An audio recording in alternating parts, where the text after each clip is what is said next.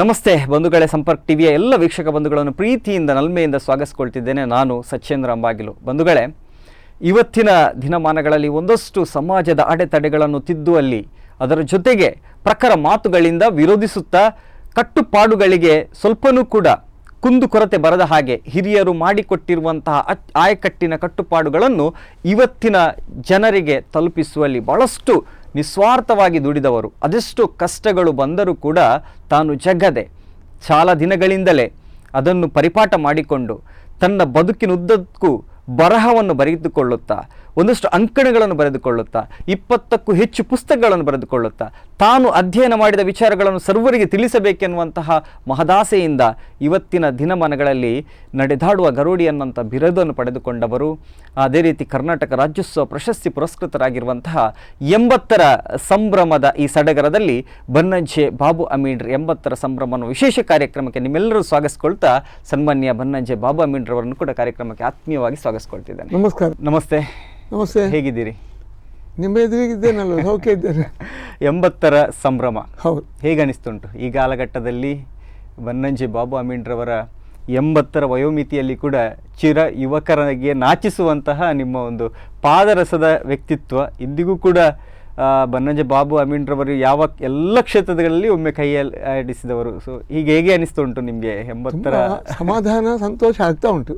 ಯಾಕೆಂತ ಹೇಳಿದ್ರೆ ನಮ್ಮ ಸುತ್ತ ಇದ್ದ ಅಭಿಮಾನಿಗಳು ಇಷ್ಟೊಂದು ಮಾಡ್ತಾ ಇದ್ದಾರಲ್ಲ, ಅದೊಂದು ತುಂಬ ಕಳಕಳಿ ನನಗೆ. ಯಾಕಂತ ಹೇಳಿದ್ರೆ ಅವರು ಒಂದು ದಿಕ್ಕಿನಲ್ಲಿ ಧನ ಸಂಚಯನ ಆಗಬೇಕು, ಒಂದು ದಿಕ್ಕಿನಲ್ಲಿ ಕಾರ್ಯಕ್ರಮದ ವ್ಯವಸ್ಥೆ ಆಗಬೇಕು, ಒಂದು ದಿಕ್ಕಿನಲ್ಲಿ ಅತಿಥಿಗಳ ಸಂಪರ್ಕ ಮಾಡಬೇಕು. ಎಲ್ಲೆಲ್ಲಿ ಓಡ್ತಾ ಇದ್ದಾರೆ. ಒಂದು 15 ದಿವಸದಿಂದ ಏನು ಗೆಜ್ಜೆ ಕಟ್ಟಿಕೊಂಡು ಕುಡಿತಾ ಇದ್ದಾರೆ. ಅದೊಂದು ತುಂಬ ಒಂದು ಕಡೆಯಲ್ಲಿ ಸಂತೋಷ ಆಗ್ತದೆ. ನಾನು ಏನಿಲ್ಲ ಅಂತ ಹೇಳಿದ್ರೆ ಅದು ತಪ್ಪು ಅಭಿಪ್ರಾಯ. ನಮ್ಮ ಆತ್ಮದೊಳಗೆ ಒಂದು ಒಳ್ಳೆಯ ರೀತಿಯ ಒಂದು ಸ್ಪಂದನ ಆಗ್ತದೆ. ಯಾಕಂದ್ರೆ ಪ್ರಾಯಶಃ ನಾವು ತುಳುನಾಡಿಗೆ ಸೇರಿದವರು, ನಾವು ಇಲ್ಲಿಯ ಮೂಲ ನಿವಾಸಿಗಳು. ತುಳುವಲ್ಲಿ ಪಂಚವರ್ಣದ ನಾಗನಡೆಯ ಪುಣ್ಯ ಭೂಮಿ ಅಂತ ಹೇಳಿ ಹೇಳ್ತೇವೆ ನಾವು. ಇಲ್ಲಿ ಇದ್ದ ಬಿಲ್ಲವರು ಇರಲಿ, ಬಂಟ್ರು ಇರಲಿ, ಮೊಗವೀರರು ಇರಲಿ, ಮೊಗವೀರರು ಇರಲಿ, ಸೇರಿಗಾರರು ಇರಲಿ, ಎಲ್ಲ ಬೇರೆ ಬೇರೆ ಪಂಗಡ ಇದ್ರೆ ಬಿಲ್ಲವರು ಅತ್ಯಂತ ಹೆಚ್ಚು ಜನಸಂಖ್ಯೆಯ ಜನ. ಬಿಲ್ಲು ವಿದ್ಯೆ ತಿಳಿದವನೇ ಬಿಲ್ಲವ, ವೈದ್ಯ ಬಲ್ಲವನೇ ಬೈದ. ಈ ಕೆಲವು ನಾವಂದ್ರೆ ನಮ್ಮನ್ನು ಸ್ಪಷ್ಟವಾಗಿ ಗುರುತಿಸುವಂತ ಸಾಧ್ಯತೆ ಉಂಟು. ಆ ಕುಟುಂಬದಲ್ಲಿ ನಾನು ಹುಟ್ಟಿ ಬಂದವ. ಹಾಗಿರುವಾಗ ಈಗ ನೋಡಿ 80ರ ಹೊತ್ತಿನಲ್ಲಿ ಆದರೂ ಎಷ್ಟು ಜನ ನಮ್ಮನ್ನು ಗುರುತಿಸಿದ್ದಾರೆ ಅಂತ ಹೇಳಿ ಅದು ತುಂಬಾ ಸಂತೋಷದ ವಿಷಯ. ಅಭಿಮಾನಿಗಳನ್ನು ಸಂಪಾದಿಸಿದ್ದೀರಿ. ಕೊನೆಯ ಈ ಘಟ್ಟದಲ್ಲಿ ಕೂಡ ಸಂತೃಪ್ತಿ ಇದೆ. ಅಭಿಮಾನಿಗಳಿದ್ದಾರೆ, ಇಂದಿಗೂ ಕೂಡ ನಮ್ಮ ಹಿತೈಷಿಗಳಿದ್ದಾರೆ, ನಮ್ಮ ಬಯಸುವವರಿದ್ದಾರೆ, ನಮ್ಮ ಏಳಿಗೆಯನ್ನು ಬಯಸುವವರಿದ್ದಾರೆ ಅನ್ನೋದು ನಿಮ್ಮ ಸಂತೋಷ. ಅದರ ಜೊತೆಗೆ ಬನ್ನಂಜೆ ಅವರು ಅಂತ ಹೇಳಿದರೆ ಜಾನಪದ ವಿದ್ವಾಂಸರು, ಯಕ್ಷಗಾನ ಕಲಾವಿದರು ಹೌದು, ವಾಗ್ಮಿಗಳು ಹೌದು. ಅದರ ಹಿಂದೆ ಕೂಡ ನಾವಿವತ್ತು ತಿಳಿದುಕೊಳ್ಳುವುದು ತುಂಬ ಇದೆ. 80ರ ಈ ಒಂದು ಪ್ರಯಾಣ ಹೇಗಿತ್ತು ಅನ್ನೋದರ ಬಗ್ಗೆ ತುಂಬ ವೀಕ್ಷಕರ ಒಂದು ಮನದಾಸೆಗಳಿವೆ. ಹೇಗೆ ಅನ್ನೋದು ಅದನ್ನು ತಿಳಿದುಕೊಳ್ಳುವಂಥ ಕಾರ್ಯಕ್ರಮಕ್ಕೆ ಮುಂದಾಗ್ತಿದ್ದೇವೆ. ಮೊದಲನೇದಾಗಿ ಬನ್ನಂಜೆ ಅವರ ಹುಟ್ಟು ಎಲ್ಲಿ, ಹೇಗೆ? ನಾವು ನಿಜ ಹೇಳಬೇಕಂತ ಹೇಳಿದ್ರೆ ಪಡುಕರಾವಳಿ ಕಡೆಕಾರು ಅಂತ ಉಂಟು, ಅಲ್ಲಿಂದ ಪಡ್ಡೈಕರ ಅಂತ ಹೇಳಿ ಹೇಳ್ತಾರೆ. ಪಡುಕರಾವಳಿ ನಮ್ಮದು ದೊಡ್ಡ ಒಂದು ಮಾನವಂತ ಬಿಲ್ಲವ ಸಮಾಜ. ಹೌದು. ಬುಗ್ಗು ಪೂಜಾರಿ ಮತ್ತು ತಂಗಿ ಪೂಜಾರ್ತಿ, ಅಣ್ಣ ತಂಗಿ. ಆ ಕುಟುಂಬದಲ್ಲಿ 19 ಜನ ಒಂದು ಕುಟುಂಬದಲ್ಲಿ ಬದುಕಿದವರು. ಆ ಕುಟುಂಬದಲ್ಲಿ ತೋಮ ಪೂಜಾರಿ ಮತ್ತು ದಾರಮ್ಮ ಪೂಜಾರ್ತಿ, ನಮ್ಮ ತಾಯಿ ದಾರಮ್ಮ ಪೂಜಾರ್ತಿ.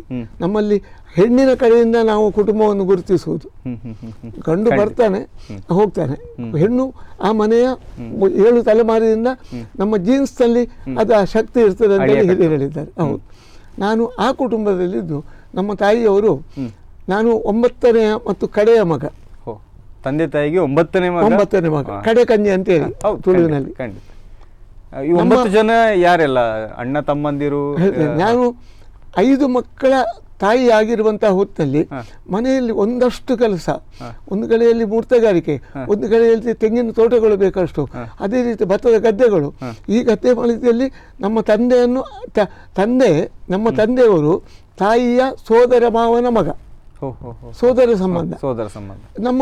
ನಮ್ಮ ತಂದೆಯವರಿಗೆ ಏನು ಕೆಲಸ ಅಂತ ಹೇಳಿದ್ರೆ, ಮನೆಯಲ್ಲಿದ್ದಂತಹ 2, 4, 8 ಈ ಕಂಬಳದ ಕೋಣಗಳನ್ನು ಒಂದು ಇತಿಮಿತಿಯಲ್ಲಿ ಇರಿಸಿಕೊಳ್ಳುವುದೇ ಅವರ ಕೆಲಸ, ಬೇರೆ ಏನಿಲ್ಲ.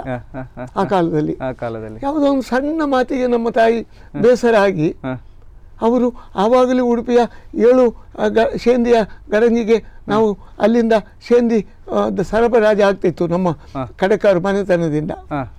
ಅಲ್ಲಿ ಬಂದು ಇಲ್ಲಿ ಎಲ್ಲ ಪರಿಚಯ ಇತ್ತು. ಇಲ್ಲಿ ಬಂದು ಬನ್ನಂಜೆಯಲ್ಲಿ ಒಂದು ನಮ್ಮ ಈಗಿನ ಶಾರದಾ ಇಂಟರ್ನ್ಯಾಷನಲ್ನವರದ್ದು ಒಂದು 20 ಸೆಂಟ್ಸ್ ಜಾಗವನ್ನು ಆ ಹೊತ್ತಿನಲ್ಲಿ ವರ್ಷಕ್ಕೆ 30 ರೂಪಾಯಿ ಬಾಡಿಗೆ ಚೀಟಿ ಅಲ್ಲಿ ಬಂದು ಇಲ್ಲಿ ಬಂದು ನೆಲೆಸಿದ್ರು. ನಾನು ಇಲ್ಲಿ ಹುಟ್ಟಿದವ ಬನ್ನಂಜೆಯಲ್ಲಿ ನೀವು ಹುಟ್ಟಿದ್ದು. ನಾನು ಕಡೆಯ ಮಗ. ಬನ್ನಂಜೆಯಲ್ಲಿ ಈ ಎಲ್ಲ ಕೃಷಿ ಚಟುವಟಿಕೆಗಳು ಇರಲಿಲ್ಲ, ಕಡಿಮೆ ಇತ್ತು. ಅಲ್ಲಿ ಕೃಷಿ ಚಟುವಟಿಕೆಯಲ್ಲಿ ತೊಡಗಿಸಿಕೊಂಡಿದ್ರ ಬಾಲ್ಯದಲ್ಲಿ ಏನಾದರೂ ಈ ನೆನಪುಗಳಿವೆ? ನಾನು ಖಂಡಿತವಾಗಿಯೂ ನಾನು ಅಂದರೆ ನಿಮಗೆ ಹೇಳಿದರೆ ನನಗೆ ನಾಚಿಕೆ ಆಗ್ಬೋದು. ನಾನು SSLC ಮದ್ರಾಸ್ ಸರ್ಕಾರದವರದ್ದು ಕಡೆಯ ವರ್ಷ ನಮ್ಮನ್ನು ಉತ್ತರ ಕನ್ನಡ ಮತ್ತು ದಕ್ಷಿಣ ಕನ್ನಡ ನಮ್ಮ ಮದ್ರಾಸ್ ಸರ್ಕಾರದ ಹತ್ತಿರ ಇತ್ತು. ನಾವು ಕರ್ನಾಟಕದವರಲ್ಲ. ನಾವು ಆ ಕಾಲದಲ್ಲಿ ಮದ್ರಾಸ್ ಸರ್ಕಾರದ ಕೊನೆಯ ಹೊತ್ತಿನಲ್ಲಿ ನಾನು SSLC ಉಡುಪಿ ಬೋರ್ಡ್ ಹೈಸ್ಕೂಲ್ನಲ್ಲಿ ಪಾಸ್ ಮಾಡಿದ್ದು. ಆ ಸಂದರ್ಭದಲ್ಲಿ SSLC ಅಂತ ಹೇಳಿದ್ರೆ 11ನೇ ಕ್ಲಾಸ್. ಈಗ ಅದರ ನಂತರ 10+2 ಶುರುವಾಯಿತು. ಸ್ವಾತಂತ್ರ್ಯ ಪೂರ್ವದಲ್ಲಿ ಹುಟ್ಟಿದ್ದೀರಿ. 1944 ಆಗಸ್ಟ್ 2ನೇ ತಾರೀಕಿಗೆ ಹುಟ್ಟಿದ್ದೀರಿ. 4ನೇ ತಾರೀಕಿಗೆ ಹುಟ್ಟಿದ್ದೀರಿ.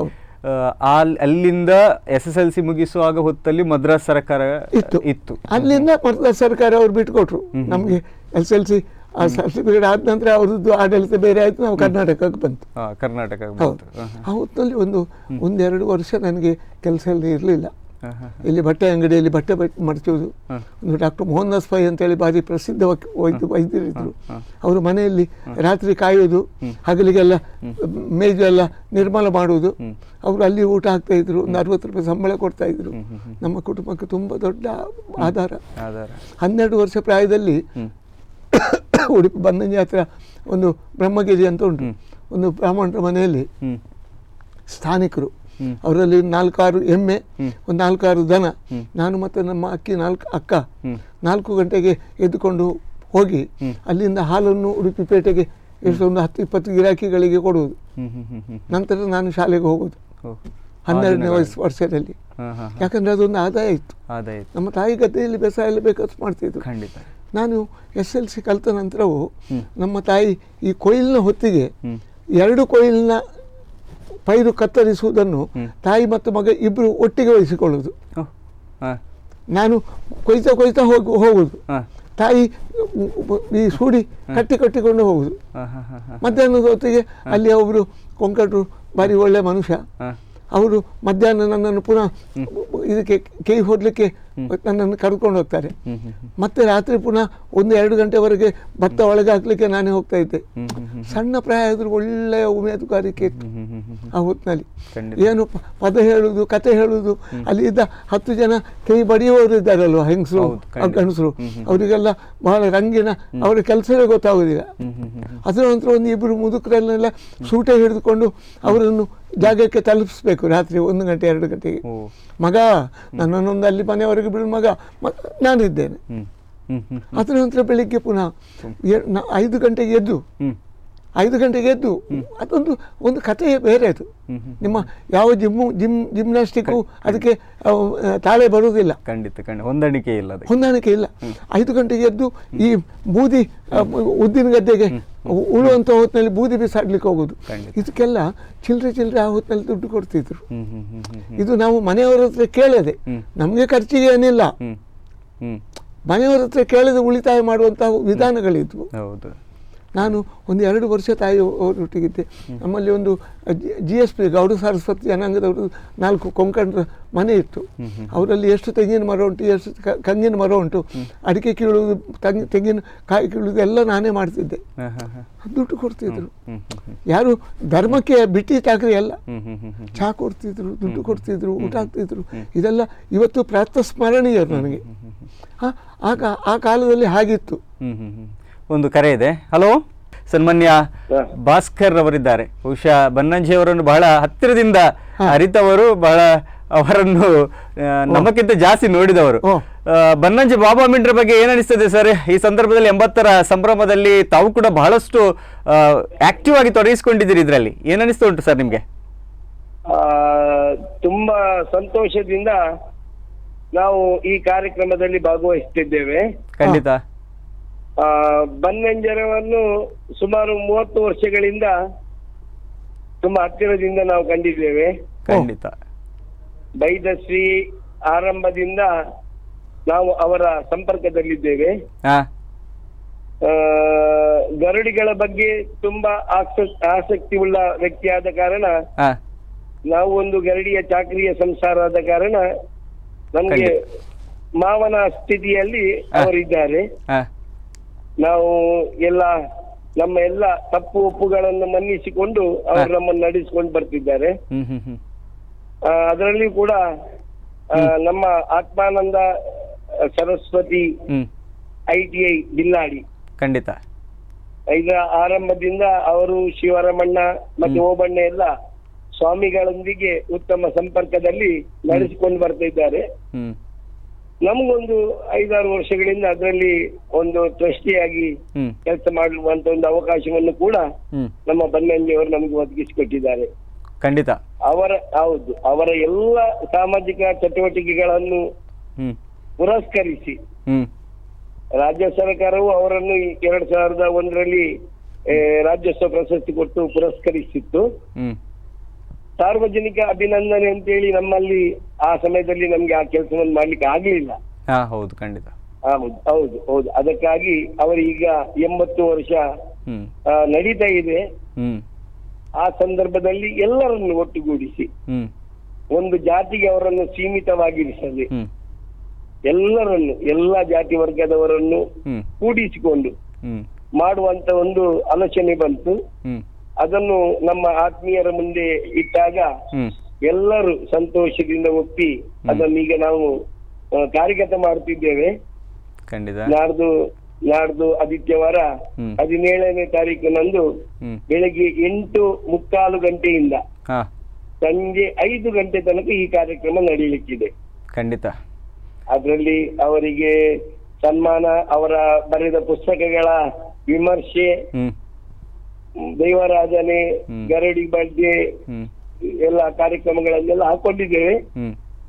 ದೇವರ ದಯೆಯಿಂದ ನಿಮ್ಮೆಲ್ಲರ ಸಹಕಾರದಿಂದ ಅದು ಉತ್ತಮ ರೀತಿಯಲ್ಲಿ ಮೂಡಿ ಬಂದು ಎಲ್ಲರ ಮನಸ್ಸಿನೊಂದಿಗೆ ಬಾಬಣ್ಣನವರ ಮನಸ್ಸಿಗೂ ಖುಷಿಯಾಗುವ ರೀತಿಯಲ್ಲಿ ದೇವರು ನಡೆಸಿಕೊಡ್ಲಿ ಅಂತೇಳಿ ನಾವೆಲ್ಲ ಹಾರೈಸಿ ಮುಂದುವರಿಯುತ್ತಿದ್ದೇವೆ.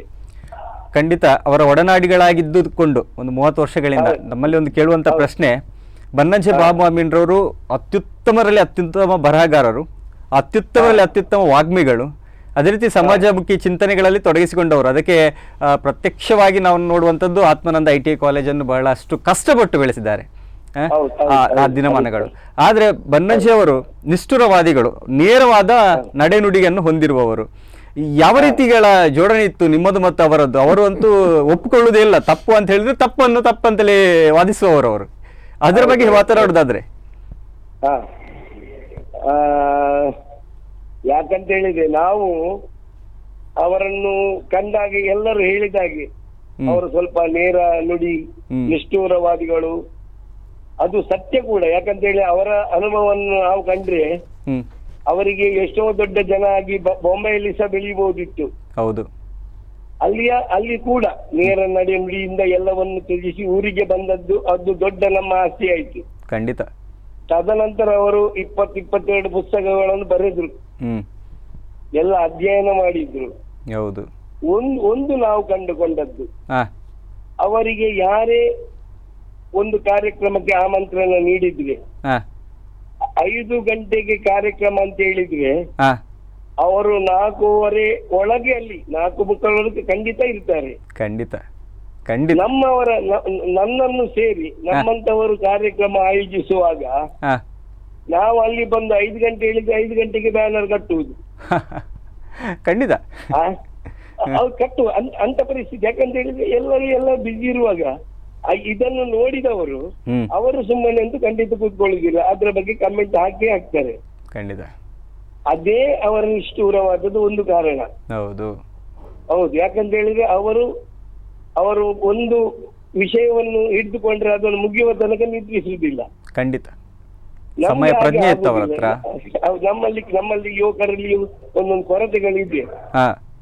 ಅವರಲ್ಲಿ ಇರಬಹುದು. ಆದ್ರೆ ನಾವು ತಾಳ್ಮೆಯಿಂದ ಅವರೊಂದಿಗಿದ್ದು ವ್ಯವಹರಿಸಿದ್ರೆ ನಮ್ಮ ಜೀವನಕ್ಕೆ ದಾರಿ ಆಗೋದ್ರಲ್ಲಿ ಯಾವುದೇ ಸಂಶಯ ಇಲ್ಲ. ಖಂಡಿತ ಬಹಳ ಉತ್ತಮ ಮಾತುಗಳನ್ನಾಡಿದ್ರಿ. ಹೌದು. ಧನ್ಯವಾದಗಳು. ತಾವು ಕೂಡ ಒಂದು ಗರುಡಿಯಲ್ಲಿ ಅರ್ಚಕರಾಗಿದ್ದುಕೊಂಡು ಒಂದು ರೀತಿಯ ಸಮಾಜ ಸೇವೆಯಲ್ಲಿ ಕೂಡ ಗುರುತಿಸಿಕೊಂಡವರು. ತಮಗೂ ಕೂಡ ನಮ್ಮ ವತಿಯಿಂದ ಧನ್ಯವಾದ ಸಮರ್ಪಿಸುತ್ತಿದ್ದೇನೆ. ಧನ್ಯವಾದಗಳು ಸರ್. ಕಿನ್ನಿಮುಲ್ಕಿ ಗರಡಿ ಅಂತ ಹೇಳಿದ್ರೆ ಬನ್ನಂಜಿ ಅವರು ಮಾತಾಡ್ತಿದ್ದಾರೆ.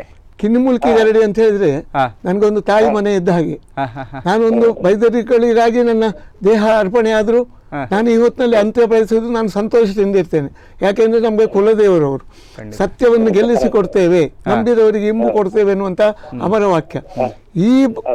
ಈ ಭಾಸ್ಕರನ್ನ ತಂದೆಯವರಿಂದ ಅಧಿಕಾರ ಪಡೆದು ನಿರಂತರ ನಿತ್ಯ ಎಷ್ಟೇ ಅವರ ಬ್ಯುಸಿ ಶೆಡ್ಯೂಲ್ ಅಂತ ಹೇಳ್ತೇವೆ ನಾವು, ಎಷ್ಟೇ ಕಾರ್ಯಕ್ರಮ ಇರಲಿ ಅವರು ಗರುಡಿಯ ಮಟ್ಟಿಗೆ ಅಂತ ಹೇಳಿದ್ರೆ ಅಷ್ಟು ಕಠೋರವಾದಂತಹ ನಿಷ್ಠುರತೆಯಿಂದ ಆ ಶಿಸ್ತನ್ನು ಪರಿಪಾಲನೆ ಮಾಡಿ ಅಲ್ಲಿಗೆ ಹೋದ್ರೆ ಅವರು ತಾನೇ ಬಾವಿಯಿಂದ ನೀರು ತೆಗೆದು ತಾನೇ ಸ್ನಾನ ಮಾಡಿ ತಾನೇ ಒಳಗೆ ಹೋಗ್ಬೇಕು. ಅರ್ಧ ಗಂಟೆ ಮೊದಲು ಅವರು ಹೊರಗೆ ಬಂದರು, ಪುನಃ ಒಳಗೆ ಹೋಗುವಾಗ ಸ್ನಾನ ಮಾಡಿ ಒಳಗೆ ಹೋಗೋದು. ನಾನು ತುಂಬ ಗರಡಿ ನಾನು ನಿಟ್ಟೂರಿನಿಂದ ಬರುವಾಗ ನನಗೊಂದು 2-3 ಗರಡಿಗಳ ಪರಿಚಯ ಆಗುತ್ತದೆ, ನಾನು ಬರ್ತೇನೆ. ಆದರೆ ಯಾಕೆ ಕಿನ್ನಿಮುಲ್ಕಿಯನ್ನು ಬಿಟ್ಟೇನೆ ಅಂತ ಹೇಳಿದರೆ, ನಾನು ಕನ್ನಡಪಾಡಿ ಅವರ ಮನೆಗೆ ಬಂದರೆ ಅಲ್ಲಿ ತಿಂಡಿ ಆಗುವಾಗ ನನ್ನ ತಿಂಡಿ, ಅಲ್ಲಿ ಊಟ ಆಗುವಾಗ ನನ್ನ ಊಟ, ನಿಷ್ಕಲ್ಮಶ ಮನೋಭಾವನೆಯಿಂದ ನಾನು ಯಾವ ದಾಕ್ಷಿಣ್ಯ ಮಾಡಿಕೊಳ್ಳುವುದಿಲ್ಲ. ಅಲ್ಲಿ ಬೈಯುವವರಿಗೆ ಬೈತೇನೆ, ಅಲ್ಲಿ ಸಿಡು ನಡಿ ಉಂಟೆ, ಕೆಡು ನುಡಿ ಉಂಟೆ, ಆದರೆ ನಮ್ಮ ಮನಸ್ಸು ನಿರ್ಮಲ ಆಗಿರ್ತದೆ. ನಾನು ಆ ಕಾರಣದಿಂದ ಕಿನ್ನಿಮುಲ್ಕಿ ಗರುಡಿಯನ್ನೇ ಮೆಚ್ಚಿಕೊಂಡು ಪ್ರತಿ ಸಂಕ್ರಮಣ ಸ್ವಲ್ಪ ಹೊತ್ತು ಮಾಡಿ ಅಲ್ಲಿ ಇರ್ತೇನೆ. ನಾನು ಅಲ್ಲಿ ಇರ್ತೇನೆ ಒಂದು ಅರ್ಧ ಗಂಟೆ 4 ಗಂಟೆ, ಎಷ್ಟು ಹೊತ್ತು, ಅದಕ್ಕೆ ಹೊತ್ತಿನ ಮಿತಿ ಇಲ್ಲ. ತುಂಬಾ ನಮಸ್ಕಾರ, ತುಂಬಾ ನಮಸ್ಕಾರ ಭಾಸ್ಕರಣ್ಣ. ಧನ್ಯವಾದಗಳು. ಧನ್ಯವಾದಗಳು ನಿಮ್ಗೂ ಕೂಡ ಒಳ್ಳೆಯದಾಗಲಿ. ಧನ್ಯವಾದಗಳು. ನಾವು ಮೊದಲೇ ಮಾತಾಡ್ತಿದ್ವಿ, ಗರುಡಿಗೆ ವಿಚಾರಗಳು ಕೂಡ ಬಂತು, ಅದರ ವಿಚಾರ ಮತ್ತೆ ಮಾತಾಡ್ಕೊಳ್ತಾ ಹೋಗುವ. ಈಗ ಬಾಲ್ಯದಲ್ಲಿ ನೀವು ಆಗ್ಲೇ ಹೇಳಿದ್ರಿ, ಒಂದು ಹೆಂಗಸರನ್ನು ಬಿಡ್ಲಿಕ್ಕೆ ಹೋಗ್ಬೇಕಾದ್ರೂ ತೂಟೆ ಇಟ್ಕೊಂಡು ರಾತ್ರಿಯ ಜವಾಬ್ದಾರಿಗಳನ್ನು ಹೆಗಲು ಆ ಸಮಯದಲ್ಲಿ ಕೊಟ್ಟಿದ್ರಿ. ಅದು ಒಂದು ಸಂತೋಷ ಇತ್ತು, ಒಬ್ಬರಿಗೆ ನಾವು ಉಪಕಾರ ಮಾಡ್ತಾ ಇದ್ದೇವಂತ. ಆ ರಾತ್ರಿ ಹಾವುಗಳು ಕೆರೆಗಳೆಲ್ಲ ಹರಿದಾಡುವಂತಹ ಹೊತ್ತು ಅವರೊಂದು ಈ ಇಂಗ್ಲಿಷ್ನಲ್ಲಿ ಫಿಯರ್ ಸೈಕಾಸಿಸ್ ಅಂತ ಹೇಳ್ತಾರೆ, ಹೆದರಿಕೆ ಇರ್ತದೆ. ಆ ಹೊತ್ತಿನಲ್ಲಿ ನಾವೆಲ್ಲ ಅವರಿಗೆ ಉಪಕಾರ ಮಾಡೋದು ಅಂದ್ರೆ ದೊಡ್ಡ ಕಥೆ. ಅದು ಎಲ್ಲಿವರೆಗೆ ಅಂತ ಹೇಳಿದ್ರೆ, ನಾನು ಆ ರೀತಿಯಲ್ಲಿ ತುಂಬ ನನ್ನ ಒಂದು ಸಮಾಜ ಸೇವೆ ತುಂಬ, ಅದೇ ನನ್ನ ಒಂದು ಬೇಸ್ ಪಂಚಾಂಗ. ನಾನು 16-17 ವರ್ಷದಲ್ಲಿ ಕಲ್ತದ್ದು ತುಂಬ ವಿಚಾರ ಉಂಟು. ಖಂಡಿತ ಇವತ್ತಿಗೆ ಈ ಸಾಧನೆ ಹಿಂದೆ ಆ ದಿವಸದ ಒಂದು ಖಂಡಿತ. ಯಾಕೆಂತ ಹೇಳಿದ್ರೆ ಇವತ್ತಿಗೂ ನಾನು ಆದಿಉಡುಪಿ ಹೈಯರ್ ಎಲಿಮೆಂಟರಿ ಶಾಲೆಯಲ್ಲಿ ಕಲ್ತವ 8ನೇ ತರಗತಿವರೆಗೆ. ಸೀತಾರಾಮಯ್ಯ ಎನ್ನುವಂತಹ ಒಬ್ಬ ಮನುಷ್ಯ ಕೆಮ್ಮಣ್ಣು, ಆವಾಗೆಲ್ಲ ನಿಮ್ಮ ಸುಂಕ ಎಲ್ಲ ಇರಲಿಲ್ಲ. ಅವರು ಕೆಮ್ಮಣ್ಣಿನಿಂದ ತಂದೆ ಮತ್ತು ಮಗ ಶ್ರೀನಿವಾಸರಾವ್, ತಂದೆ ಸೀತಾರಾಮಯ್ಯ, ಅವರು ಅದರ ವ್ಯವಸ್ಥಾಪಕರು. ಅದೊಂದು ಖಾಸಗಿ ಶಾಲೆ. ಅಲ್ಲಿ ನಾನು 8ನೇ ತರಗತಿವರೆಗೆ ಕಲ್ತಿದ್ದೇನೆ. ಎಷ್ಟೊಂದು ಅಪ್ಯಾಯಮಾನ, ಎಷ್ಟೊಂದು ಪ್ರೀತಿ, ಎಷ್ಟೊಂದು ವಿಶ್ವಾಸ. ಅವರು ಬ್ರಾಹ್ಮಣ ವಂಶದಲ್ಲಿ, ನಾನು ಬಿಲ್ಲವ ವಂಶದಲ್ಲಿ ಹುಟ್ಟಿದವರು. ಆದರೂ ಪ್ರೀತಿ ವಿಶ್ವಾಸಕ್ಕೆ ಅದಕ್ಕೇನು ಸುಂಕ ಕೊಡ್ಲಿಕ್ಕಿಲ್ಲ. ನಾನು 8ನೇ ತರಗತಿಯಲ್ಲಿ ಒಳ್ಳೆ ಮಾರ್ಕ್ ಎಲ್ಲ, ನನಗೆ ಅಂಕಗಳು ಅಂತ ಹೇಳಿದರೆ 96-98 ಇಂಗ್ಲಿಷ್ನಲ್ಲಿ ಲೆಕ್ಕದಲ್ಲೆಲ್ಲ ಇದ್ದದ್ದು. ಆದರೂ ಇದೇ ವಿದ್ಯಾರ್ಥಿಗಳು ನಮಗೆ ಆವಾಗ ಮುಖ್ಯೋಪಾಧ್ಯಾಯರನ್ನು ಕಂಡ್ರೆ ಅಷ್ಟೇ ಅತೀವವಾದಂತಹ ಗೌರವ. ಆವಾಗ ನಾನು ಈ SLCಗೆ ಮುಂದೆ ಹೋಗ್ಲಿಕ್ಕೆ ಆಗಲಿಲ್ಲ, 8ನೇ ದಾಟಿ. ನಾನು ನಮ್ಮ ವೆಂಕಟೇಶ್ ಪ್ರಭು ಅಂತ ಅವರ ಗದ್ದೆಯಲ್ಲಿ ತಾಯಿ ನಾಟಿ ಮಾಡುವಾಗ ನಾನು ಒಂದು ಬದಿಯಲ್ಲಿ ಕೂತ್ಕೊಳ್ಳೋದು. ಅವರು ಕೇಳಿದೇನು ಬಾಬು, ನೀನು ಮಾರ್ಕ್ನಲ್ಲಿ ಅಷ್ಟು ಎತ್ತರದಲ್ಲಿದ್ದಿ, ನೀನೇನು ಹೈಸ್ಕೂಲಿಗೆ ಹೋಗೋದಿಲ್ವಾ? ಅದಕ್ಕೆ ಪ್ರತಿಕ್ರಿಯೆ ಕೊಡುವಂಥ ಅಧಿಕಾರವು ನಮಗಿಲ್ಲ. ನಾವು ಸುಮ್ಮನೆ ಇಲ್ಲಿ ಕೂರಿಕತಿ ಆಗಿದ್ದ ಸಂಪ್ರದಾಯ ಆಗಿತ್ತು. ಆವಾಗ ನಮ್ಮ ತಾಯಿ ನೋಡಿದ್ರು ಕಡೆಗೆ ತನ್ನ ಕಿವಿಯ ಪೆಂಡಾಲೆಯನ್ನು ಅಡವಿಟ್ಟು, ಒಬ್ಬರು ಅಣ್ಣಯ್ಯರು ಅಂತ ಹೇಳಿದ್ರು ಬ್ರಾಹ್ಮಣರು, ಅವರಲ್ಲಿ 50 ರೂಪಾಯಿಗೆ ಅಡವಿಟ್ಟು ನನ್ನನ್ನು ಹೈಸ್ಕೂಲಿಗೆ ಸೇರಿಸಿದ್ರು. ಇದೇ ಶ್ರೀನಿವಾಸರಾಯರು ಇಲ್ಲಿಂದ ಬೋರ್ಡ್ ಸ್ಕೂಲ್ ನಾನು ಕಲ್ತದ್ದು. ನಂತರ ಅಲ್ಲಿಗೆ ಹೋಗಿ ಅಲ್ಲಿಯ ಮುಖ್ಯೋಪಾಧ್ಯಾಯರ ಹತ್ರ, ಅವ ಬಡವರ ಮನೆ ಹುಡುಗ, ತುಂಬ ಒಬ್ಬ ಬುದ್ಧಿವಂತ ಹುಡುಗ, ಅವರಿಗೆ ನೀವು ವಿದ್ಯಾರ್ಥಿ ವೇತನ ನೀಡಬೇಕು, ಆದರೆ ವರ್ಷಕ್ಕೆ 50 ರೂಪಾಯಿ. 3 ವರ್ಷ ವಿದ್ಯಾರ್ಥಿ ವೇತನ ನೀಡಿದರು. ಇವತ್ತು ಅವರು ಗತಪ್ರಾಣರು, ಇವತ್ತಿಲ್ಲ. ಆದರೆ ಈ ತಂಪಿನ ಹೊತ್ತಿನಲ್ಲಿ ಅವರನ್ನು ನಾನು ನೆನವರಿಕೆ ಮಾಡಿಕೊಳ್ತಾ ಇದ್ದೇನೆ. ಇವರೆಲ್ಲ ನನ್ನ ಅಭ್ಯುದಯಕ್ಕೆ ಒಂದು ರಹದಾರಿ ಅಂತೇಳಿ ಹೇಳಬೇಕು, ಗೊತ್ತಾಯ್ತಲ್ಲ? ಹಾಗೆ ನಾವು ಹಾಗೆ ಕಲ್ತವರು. ಖಂಡಿತ ತಾಯಿಯ ಒಂದು ಬೆಂಡಲೆಯಿಂದ ಹೌದು ಇವತ್ತಿನ ಒಂದು ಬನ್ನಂಜೆ ಬಾಬು ಅಮೀನ್ರ ಅಂತ ಹೇಳ್ಬೋದು. ಆ ಒಂದು ತ್ಯಾಗ ತಾಯಿಯದ್ದಿದೆ ನೋಡಿ. 9 ಮಕ್ಕಳಲ್ಲಿ ಕಡೆಯವ. ಖಂಡಿತ. ಒಬ್ಬ ಅಣ್ಣನಿಗೆ 4ನೇ ಕ್ಲಾಸ್ ಕಲಿಸಿದ್ದಾರೆ, ಬೇರೆ ಯಾರಿಗೂ ವಿದ್ಯೆ ಇಲ್ಲ. ಎಷ್ಟು ಜನ ಗಂಡು ಅವರು, ಎಷ್ಟು ಜನ ಹೆಣ್ಣಿದ್ರು? ನಾವು 7 ಜನ ಗಂಡು 2 ಹೆಣ್ಣು. ಹೌದು. ಇವಾಗ ನೀವು ಕೊನೆಯವರಾಗಿ ನಿಮಗೆ ಹೇಗೆ ಪ್ರೀತಿ ಸಿಗುತ್ತಿತ್ತು? ಅಷ್ಟು ಜನರದ್ದು ಕೂಡ ಎಲ್ಲಿ ಅಷ್ಟು ಜನ ಎಲ್ಲಿ? ನಾವು ಹುಟ್ಟುವಾಗ ಎಲ್ಲರೂ ಬೊಂಬೈ ಸೇರಿ ಆಗಿದೆ ಕೆಲಸಕ್ಕೆ. ಇಬ್ರು ಅಕ್ಕಂದಿರು, ಒಬ್ಳು ಮದುವೆ ಆಗಿ ದಡ್ಡಿ ಅಂತ ಹೇಳಿ ಕಿದಿಯೂರು ದಡ್ಡಿಗೆ ಹೋಗಿ ಆಗಿದೆ. ಒಬ್ಬಳು ಅಕ್ಕ ಕಡೆಗೆ ನನ್ನ ಕಾಲದಲ್ಲಿ ಅವರು ಮದುವೆ ಆದದ್ದು ಅಲಿವುಡ್ನವರಿಗೆ. ಮತ್ತೆ ಅದು ಗಂಡು ಸಂತಾನ ಎಲ್ಲ ಅಲ್ಲಲ್ಲಿ ಹೋಗಿ ಆಗಿದೆ. ಎಲ್ಲಿ ಆ ಪ್ರೀತಿ ಇಲ್ಲ. ಶಾಲೆಯ ದಿನಗಳಲ್ಲಿ ನೆನಪಿಸಿಕೊಳ್ಳುವುದಾದ್ರೆ ನಿಮಗೆ ಬಹಳ ಅಚ್ಚುಮೆಚ್ಚಾದಂಥ ಶಿಕ್ಷಕರ ಹೆಸರನ್ನು ಇವತ್ತು ಹೇಳುವುದಾದ್ರೆ? ಒಬ್ರು ಕೃಷ್ಣಮೂರ್ತಿ ಭಟ್ ಅಂತ ಹೇಳಿದ್ರು, ಒಬ್ರು ದಾಮೋದರ ಮಾಸ್ಟರ್ ಅಂತ ಹೇಳಿದ್ರು, ಒಬ್ರು ಸಿದ್ದಯ್ಯ ಶೆಟ್ಟಿ ಅಂತ ಹೇಳಿದ್ರು. ಹೀಗೆಲ್ಲ ಹೆಚ್ಚಿನ ಹೆಸರು ನೆನಪು ಬರ್ತಾ ಇಲ್ಲ. ಖಂಡಿತ. ಈ ಶಾಲೆ ದಿನಗಳಲ್ಲಿ ಯಾವತ್ತಾದ್ರೂ ಬರವಣಿಗೆ ಅಥವಾ ಭಾಷಣದ ರೀತಿಯ ಅವಕಾಶಗಳು ಅಂದಿನ ದಿನಗಳಲ್ಲಿ ಸಿಕ್ಕಿತ್ತ ನಿಮಗೆ? ಬರವಣಿಗೆ ಇಲ್ಲ. ಬರವಣಿಗೆ ಅಂದ್ರೆ ಒಂದು 4ನೇ 6ನೇ ಕ್ಲಾಸ್ನಲ್ಲಿ ಏನು ನಕ್ಷತ್ರಿ ಮಾಸ್ಟರ್ ಅಂತ ಹೇಳಿದ್ರು, ರಾಮದಾಸ್ ನಕ್ಷತ್ರಿ ಅಂತ. ಆ ಹೊತ್ತಿನಲ್ಲಿ ನಾನು ಪ್ರಬಂಧ ಬರೆದೋದಕ್ಕೆ ನನಗೆ ಒಂದು ಪೆನ್ಸಿಲ್ ಉಡುಗೊರೆ, ಬಹುಮಾನ ಅಂತ ಹೇಳುವ ಒಂದು ಪೆನ್ಸಿಲ್, ಅದು ದೊಡ್ಡ ವಿಚಾರ. ಆದ್ರೆ ಆ ಇಡೀ 50 ಜನ ಇದ್ದ ವಿದ್ಯಾರ್ಥಿಗಳಿದ್ದ ಸಭೆಯಲ್ಲಿ ಎತ್ತಿ ಹಿಡಿತಾರೆ, ಎತ್ತಿ ಮಾತಾಡ್ತಾರೆ. ನೋಡಿ ಅವ ಬರ್ತದ್ದು, ಅವ 1ನೇ ನಂಬರ್ನಲ್ಲಿದ್ದಾನೆ, ಫಸ್ಟ್ ಕ್ಲಾಸ್ ಅಂತ. ಆವಾಗ ಒಂದು ಹೃದಯ ತುಂಬಿ ಬರುವಂತಹ ಸಂತೋಷ ಅದು. ಅದರ ನಂತರ ನಾನು 7ನೇ ಕ್ಲಾಸಿಗೆ ಬರುವಾಗ ನಮಗೆ 6, 7, 8ಕ್ಕೆ ಇಂಗ್ಲಿಷ್ ಪ್ರಾರಂಭ ಆಗಿದೆ. ಆ 7ನೇ ಕ್ಲಾಸ್ 8ನೇ ಕ್ಲಾಸಿಗೆ ಒಂದು ಮೂಡುಬೆಳ್ಳೆ ಅವರು ಕರೆಯಲಿದ್ದಾರೆ. ನಮಸ್ತೆ ಸರ್. ನಮಸ್ತೆ. ಸನ್ಮಾನ್ಯ ಮುದ್ದು ಮೂಡುಬೆಳ್ಳೆ ಅವರಿಗೆ ಪ್ರೀತಿಯ ಸ್ವಾಗತಗಳು. ನಮಸ್ಕಾರ. ಸ್ಪಂದನ ಟಿವಿಯಿಂದ ಬನ್ನಂಜೆ ಬಾಬು ಅಮೀನ್ರ 80ರ ಸಂಭ್ರಮ ಅನ್ನುವ ಕಾರ್ಯಕ್ರಮದಲ್ಲಿದ್ದೇವೆ ಸರ್. ಬನ್ನಂಜೆ ಬಾಬು ಅಮೀನ್ರವರು ಇದ್ದಾರೆ ನಮ್ಮ ಸ್ಟುಡಿಯೋದಲ್ಲಿ. ಅವರ ಬಗ್ಗೆ ತಾವು ಬಹಳಷ್ಟು ತಿಳಿದುಕೊಂಡವರು. ಅವರ ಬಗ್ಗೆ ಏನು ಹೇಳ್ಬೇಕಂತ ಅನಿಸ್ತದೆ ಸರ್ 80ರ ಸಂಭ್ರಮದ ಈ ಸಮಯದಲ್ಲಿ?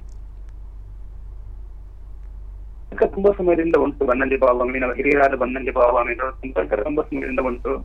ಬಹಳಷ್ಟು ತಿಳ್ಕೊಂಡಿದ್ದೇನೆ ಅಂತ ಹೇಳಿಕ್ ಆಗುದಿಲ್ಲ, ತುಂಬಾ ಗೌರವ ಭಾವ ಅವರ ಬಗ್ಗೆ ಇದೆ. ಸುಮಾರು ಬಹುಶಃ ಒಂದು 23 ವರ್ಷಗಳಿಂದಲೂ ಅವರ ಸಂಪರ್ಕ, ಅವರ ಮಾರ್ಗದರ್ಶನ, ಅವರ ಜನಪದ ವಿಚಾರಗಳಲ್ಲಿ ಅವರು ಒಂದು ರೀತಿಯ ನಡೆದಾಡುವ ಜಾನಪದ ವಿಶ್ವಕೋಶ, ತುಳು ಜಾನಪದ ವಿಶ್ವಕೋಶದ ಅಂತದ್ದು.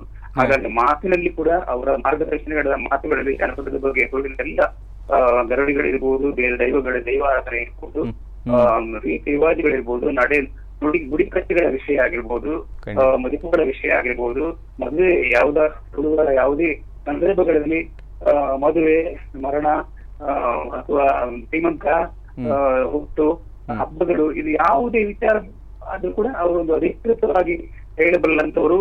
ಅವರ ತುಳು ಜಾನಪದ ಆಚರಣೆಗಳು ಆಗಿರ್ಬೋದು, ಅದು ಬಹಳಷ್ಟು ಈಗ ಅವರ ಕುರುಚನೆ ಆಗಿರ್ಬೋದು, ಒಂದೊಂದು ಎಡಿಷನ್ಸ್ ಬಂದಿದೆ ಅಲ್ಲಿಂದ ಇಲ್ಲಿವರೆಗೆ. ಅದು ಇತ್ತೀಚೆಗಿನ 2017ರ ಒಳಗಿನ ಕೋಟೆಗಳಲ್ಲಿ ಸಮಗ್ರವಾಗಿ ಅವರು ಅದನ್ನೊಂದು ರೀತಿಯ ಅನ್ವಯಿಕ ಜಾನಪದ ರೀತಿಯಲ್ಲಿ ಅದನ್ನು ಎಲ್ಲ ಒಂದು ರೀತಿಯ ಇತಿಹಾಸವನ್ನು ಇತಿಹಾಸವನ್ನು ಹೀಗೆ ಮುಂದಿನ ತಲೆಮಾರು ಅದನ್ನು ಗ್ರಹಿಸಬೇಕು, ತಿಳಿಯಬೇಕು, ಸರಿ ಇಲ್ಲದನ್ನು ಸರಿಪಡಿಸಿಕೊಂಡು ಹೋಗ್ಬೇಕು ಅನ್ನುವಂತ ರೀತಿಯಲ್ಲಿ ಮಾಡಿದಂತವರು ತಿಳಿಸ್ಕೊಟ್ಟಿದ್ದಾರೆ. ಅದರಲ್ಲಿ ಸಾಕಷ್ಟು ಮತ್ತು ಒಂದು ಅಧ್ಯಯನಕ್ಕೆ ಅರ್ಹವಾದಂತಹ ಒಂದು ಕೃತಿ. ಹಾಗೇನೆ ಹಲೋ ಸರ್. ಹಲೋ. ಹಲೋ. ಕೇಳಿಸ್ತದೆ, ಹೇಳಿ ಸರ್, ಹೇಳಿ. ಹಾಗೆ ತುಂಬಾ ಜನ ಬೇಡಿಕೆ ಇರುವಂತಹ ಒಂದು ಅವರ ಕೃತಿಗಳು ಎಲ್ಲವೂ ಕೂಡ ಸುಮಾರು 20 ಕೃತಿಗಳು ಜನಪದ ಮತ್ತು ಸೃಜನ ಮತ್ತು ಸೃಜನೇತರವೇ ಹೆಚ್ಚು ಅಂತ ಹೇಳ್ಬೋದು. ಸೃಜನ ಅದು ಕೂಡ ಒಂದು ಕಾದಂಬರಿ, ಮತ್ತೆ ಕಥಾ ಸಂಕಲನ ಬಹಳ ಹಿಂದೆ ಬರೆದಿದೆ. ಅದು ಒಂದಕ್ಕೆ ನಾನು ಮಂಗಳು ಕೂಡ ಬರೆದಿದ್ದೆ, ನೆನಪು ನನಗೆ ತಿಳಿದಿಲ್ಲ. ಇವುಗಳು ನಾನು ಕಂಡ ಹಾಗೆ ಜನರ ಜೀವನ, ತುಳು ನಾಡಿನ ಕೆಳಮಟ್ಟದ ಜನರ ಜೀವನವನ್ನು ಅವರು ತಿಳ್ಕೊಂಡಂತವರು. ಸಾಕಷ್ಟು ಓಡಾಡಿ ಚಲನಶೀಲತೆಯಲ್ಲಿ ಕ್ರಿಯಾಶೀಲವಾಗಿ ಕ್ಷೇತ್ರ ಕಾರ್ಯದ ಮೂಲಕ ಕಲಿತುಕೊಂಡು ಅದನ್ನು ಅವರು ಲೋಕವನ್ನು ಕಲಿತಿದ್ದಾರೆ, ಲೋಕಕ್ಕೆ ಕಲಿಸಿದ್ದಾರೆ, ಕಲಿಸ್ತಾ ಇದ್ದಾರೆ ಹೊಸ ಜನಾಂಗಕ್ಕೆ. ಅಂತಹ ಒಂದು ಶ್ರೇಷ್ಠ ವ್ಯಕ್ತಿತ್ವ ಅವ್ರದ್ದು. ಹಾಗಾಗಿ ಅವರ ಕೆಲಸ ಮಾಡಿದಂತ ಕ್ಷೇತ್ರಗಳು ಅದು ಊರು ಆಗಿರ್ಬೋದು, ಊರು ಮುಂಬೈ ಆಗಿರ್ಬೋದು, ಅಥವಾ ಜನಪದ ಯಕ್ಷಗಾನ ಹಿನ್ನೆಲೆಯಿಂದ ಬಂದಂತವರು ಅವರು. ಖಂಡಿತ. ಆಮೇಲೆ ಶನಿ ಪೂಜೆ ಮುಂಬೈಯಲ್ಲಿ ಶನಿಕತ ಪೂಜೆಯ ಕೂಟವನ್ನು ಕೂಡ ನಡೆಸ್ತಾ ಇದ್ದಂತವರು, ತುಂಬಾ ಸಂಪರ್ಕ ಇದ್ದಂತ ಪತ್ರಿಕಾ ಸಂಪಾದಕರು ಆಗಿದ್ರು, ಸಲಹೆಗಾರರಾಗಿದ್ರು. ಹಾಗೆ ಎಲ್ಲ ತುಳುವರಿಗೆ ಒಂದು ಮಾದರಿಯಾಗಿ ಎಲ್ಲವನ್ನೂ ಕೂಡ ಮಾರ್ಗದರ್ಶನ ಮಾಡಬಲ್ಲಂತಹ ಒಂದು ಜೀವನ ನಡೆಸಿಕೊಂಡು ಬಂದಂತಹ ಹಿರಿತನಕ್ಕೆ ಅನೇಕ ಪ್ರಶಸ್ತಿಗಳ ಒಂದು ಕಿರೀಟವಾಗಿ ಅವರಿಗೆ 2021ರಲ್ಲಿ ಕರ್ನಾಟಕ ರಾಜ್ಯೋತ್ಸವ ಪ್ರಶಸ್ತಿ ಅರ್ಹವಾಗಿ ಬಂತು, ತಡವಾಗಿ ಬಂದಿತ್ತು ಅಂತ ಹೇಳ್ಬೋದು ಅವರಿಗೆ, ಅದು ಬಂದಿತ್ತು. ಹಾಗೆ ಈಗ ಕೂಡ ಅವರು ಈ 80ರ ಹೊಸ್ತಿಗೆ ಬಂದಿದ್ದಾರೆ. ಅವರು 80ಕ್ಕೆ ಕಾಲಿಟ್ಟಿದ್ದಾರೆ. ಅಂತ ಸಂದರ್ಭದಲ್ಲಿ ಎಲ್ಲರಿಗೂ ಸಂಭ್ರಮದ ಅವರ ಕೃತಿಗಳ ಬಗ್ಗೆ ಒಂದು ಮತ್ತಷ್ಟು ತಿಳುವಳಿಕೆ ಬರುವ ಹಾಗೆ ಓದುಗಳಿಗೆ ಆಗ್ಬೇಕು, ಸಮಾಜಕ್ಕೆ ಆಗ್ಬೇಕು. ಅವರ ಜ್ಞಾನ ಸಂಪತ್ತು ಇಷ್ಟು ಆಗಿರುವುದನ್ನು ಆ ಒಂದು ದಿನದಲ್ಲಿ ಎಲ್ಲರೂ ಅದನ್ನು ಸ್ಮರಿಸಿಕೊಂಡು ಸ್ಮರಣೆ ಮಾಡಿಕೊಂಡು ಅದಕ್ಕೆ ಗೌರವ ಕೊಡುವಂತಹ ಸಂದರ್ಭ ಒಂದು ಒಳ್ಳೆಯ ಸಂದರ್ಭ ಒಂದು ಪ್ರಿಯಂತ ಆಗಿದೆ. ಇಂತಹ ಒಂದು ತುಂಬಾ ಇಡೀ ತುಳುನಾಡಿಗೆ ಮಾತ್ರ ಅಲ್ಲ, ತುಳುನಾಡಿನ ತುಳುವರು, ತುಳು ಸಂಸ್ಕೃತಿ ಅವರ ಬಗ್ಗೆ ತಿಳಿದಂತವರು ಎಲ್ಲರೂ ಇದು ಅಭಿಮಾನ ಪಡುವಂತಹ, ರಾಷ್ಟ್ರೀಯ ಮಟ್ಟದಲ್ಲಿ ಅಭಿಮಾನ ಪಡುವಂತಹ. ಈಗ ಮಂಗಳೂರು ಆಕಾಶವಾಣಿ ಕೂಡ ಒಂದು ಕಾದಂಬರಿ ಧಾರಾವಾಹಿಯಾಗಿ ಪ್ರಚಾರ ಆಗ್ತಾ ಉಂಟು ಈ ಸಂದರ್ಭದಲ್ಲಿ. ಇದು ಎಲ್ಲವೂ ಕೂಡ ಉಡುಪಿಯಲ್ಲಿ ಅಭಿಮಾನಿಗಳು ತುಂಬಾ ಶ್ರಮಪಟ್ಟು ಅವರ ಬಗ್ಗೆ ಕೆಲಸ ಮಾಡ್ತಾ ಇದ್ದಾರೆ, ಸಮಿತಿ ಕೆಲಸ ಮಾಡ್ತಾ ಇದೆ, ಸಂಭ್ರಮದಿಂದ ಕೆಲಸ ಮಾಡ್ತಾ ಇದ್ದಾರೆ. ಇದು ಒಂದು ದೊಡ್ಡ ನಮ್ಮ ಹಿರಿಯರನ್ನು ಗೌರವಿಸುವಂತಹ ಒಂದು ಸಂದರ್ಭ. 80ರ ಸಂಭ್ರಮ. ಆ 80ರ ವರ್ಷದಲ್ಲಿ ಇನ್ನಷ್ಟು ಆರೋಗ್ಯವಂತರಾಗಿ, ಇನ್ನಷ್ಟು ಅವರ ಅದು ಕೂಡ ಒಂದು ಕೃತಿ, ಅವರದ್ದು ಹೊಸ ಕೃತಿ ಬರಲಿಕ್ಕೆ ಹೊರಗಡೆ. ಅವರ ಜ್ಞಾನ ಸಂಪತ್ತು, ಆರೋಗ್ಯ ಎಲ್ಲವೂ ಕೂಡ ಇನ್ನೂ ಮುಂದುವರಿಬೇಕು. ಈ ಸಂಭ್ರಮ, ಈ ಕಾರ್ಯಕ್ರಮ ಅತ್ಯಂತ ಯಶಸ್ವಿ ಆಗ್ಬೇಕು. 80ರ ಸಂದರ್ಭದಲ್ಲಿ ಆ ಹಿರಿಯರನ್ನು ಒಂದು ಅತ್ಯಂತ ಗೌರವದಿಂದ ಪ್ರಣಾಮ ಸಲ್ಲಿಸ್ತಾ ಈ ಸಂತೋಷ, ನಾಡಿಗೆ ಒಂದು ಸಂತೋಷದ ವಿಷಯ ಇದು ಅಂತ ಹೇಳ್ತಾ ನಾನು ಅಭಿನಂದನೆ ಹೇಳಲಿಕ್ಕೆ ಇಷ್ಟಪಡ್ತೇನೆ. ನಾನು ಧನ್ಯವಾದಗಳು, ಬಹಳಷ್ಟು ಧನ್ಯವಾದಗಳು ಸರ್. ಅದೇ ರೀತಿ ತಾವು ಸಾಹಿತಿಗಳಾಗಿ ತಾವು ಕೂಡ ಬರಹದ ಒಂದಷ್ಟು ಬಹಳ ಅಧ್ಯಯನಶೀಲರಾಗಿ ನಮ್ಮ ಬನ್ನಂಜೆ ಬಾಬು ಅಮೀನ್ರ ಬರಹಗಳಲ್ಲಿ ಕಂಡುಕೊಂಡಂತ ವಿಶೇಷತೆ ಯಾವುದು ಅನ್ನೋದನ್ನು ಹೇಳ್ಬೋದಾ ಸರ್? ಅದೇ ವಿಶೇಷತೆ ಅನ್ನೋದು, ಅವರು ತಾರ್ಕಿಕವಾಗಿ ಬರೀತಾರೆ, ಯಾವುದನ್ನು ಕೂಡ ತಾರ್ಕಿಕವಾಗಿ ಪ್ರಶ್ನೆಗಳಿಗೆ ಉತ್ತರ ಕೊಡ್ತಾರೆ, ಯಾವುದು ಗೊಂದಲ ಇಲ್ಲದ ರೀತಿಯಲ್ಲಿ ಹೇಳ್ತಾರೆ. ಮತ್ತೆ ಒಂದು ರೀತಿಯ ಮಾರ್ಗದರ್ಶನದ ರೀತಿಯಲ್ಲಿ ಅವರು ಯಾವುದಕ್ಕೂ ಕೊನೆಯದಾಗಿ ಇವರ ಅಭಿಪ್ರಾಯವನ್ನು ಒಪ್ಪಬಹುದು ಅನ್ನುವ ರೀತಿಯಂತಹ ತಾರ್ಕಿಕತೆಯನ್ನು ಕೊಡ್ತಾರೆ, ನಿರ್ಧಾರಾತ್ಮಕವಾಗಿ ಹೇಳ್ತಾರೆ. ಒಂದು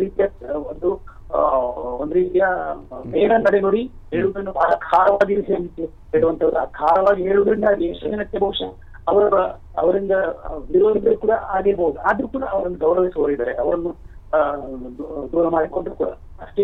ಅದರ 2 ಪಟ್ಟಿನಷ್ಟು ಸಂಖ್ಯೆ, 4 ಪಟ್ಟಿನಷ್ಟು ಸಂಖ್ಯೆ ಅವರನ್ನು ಅಭಿಮಾನದಿಂದ, ಅವರನ್ನು ಗೌರವದಿಂದ ನೋಡುವಂತಹ ಒಂದು ಅನುಭವಿ ಅವರು.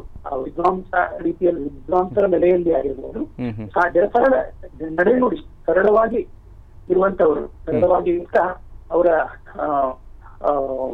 ದೊಡ್ಡ ವ್ಯಕ್ತಿತ್ವ, ಅವರು ಸರಳವಾಗಿ ದೊಡ್ಡ ವ್ಯಕ್ತಿತ್ವವನ್ನು, ಜ್ಞಾನದ ಭಂಡಾರ ಆಗಿರುವಂತವರು.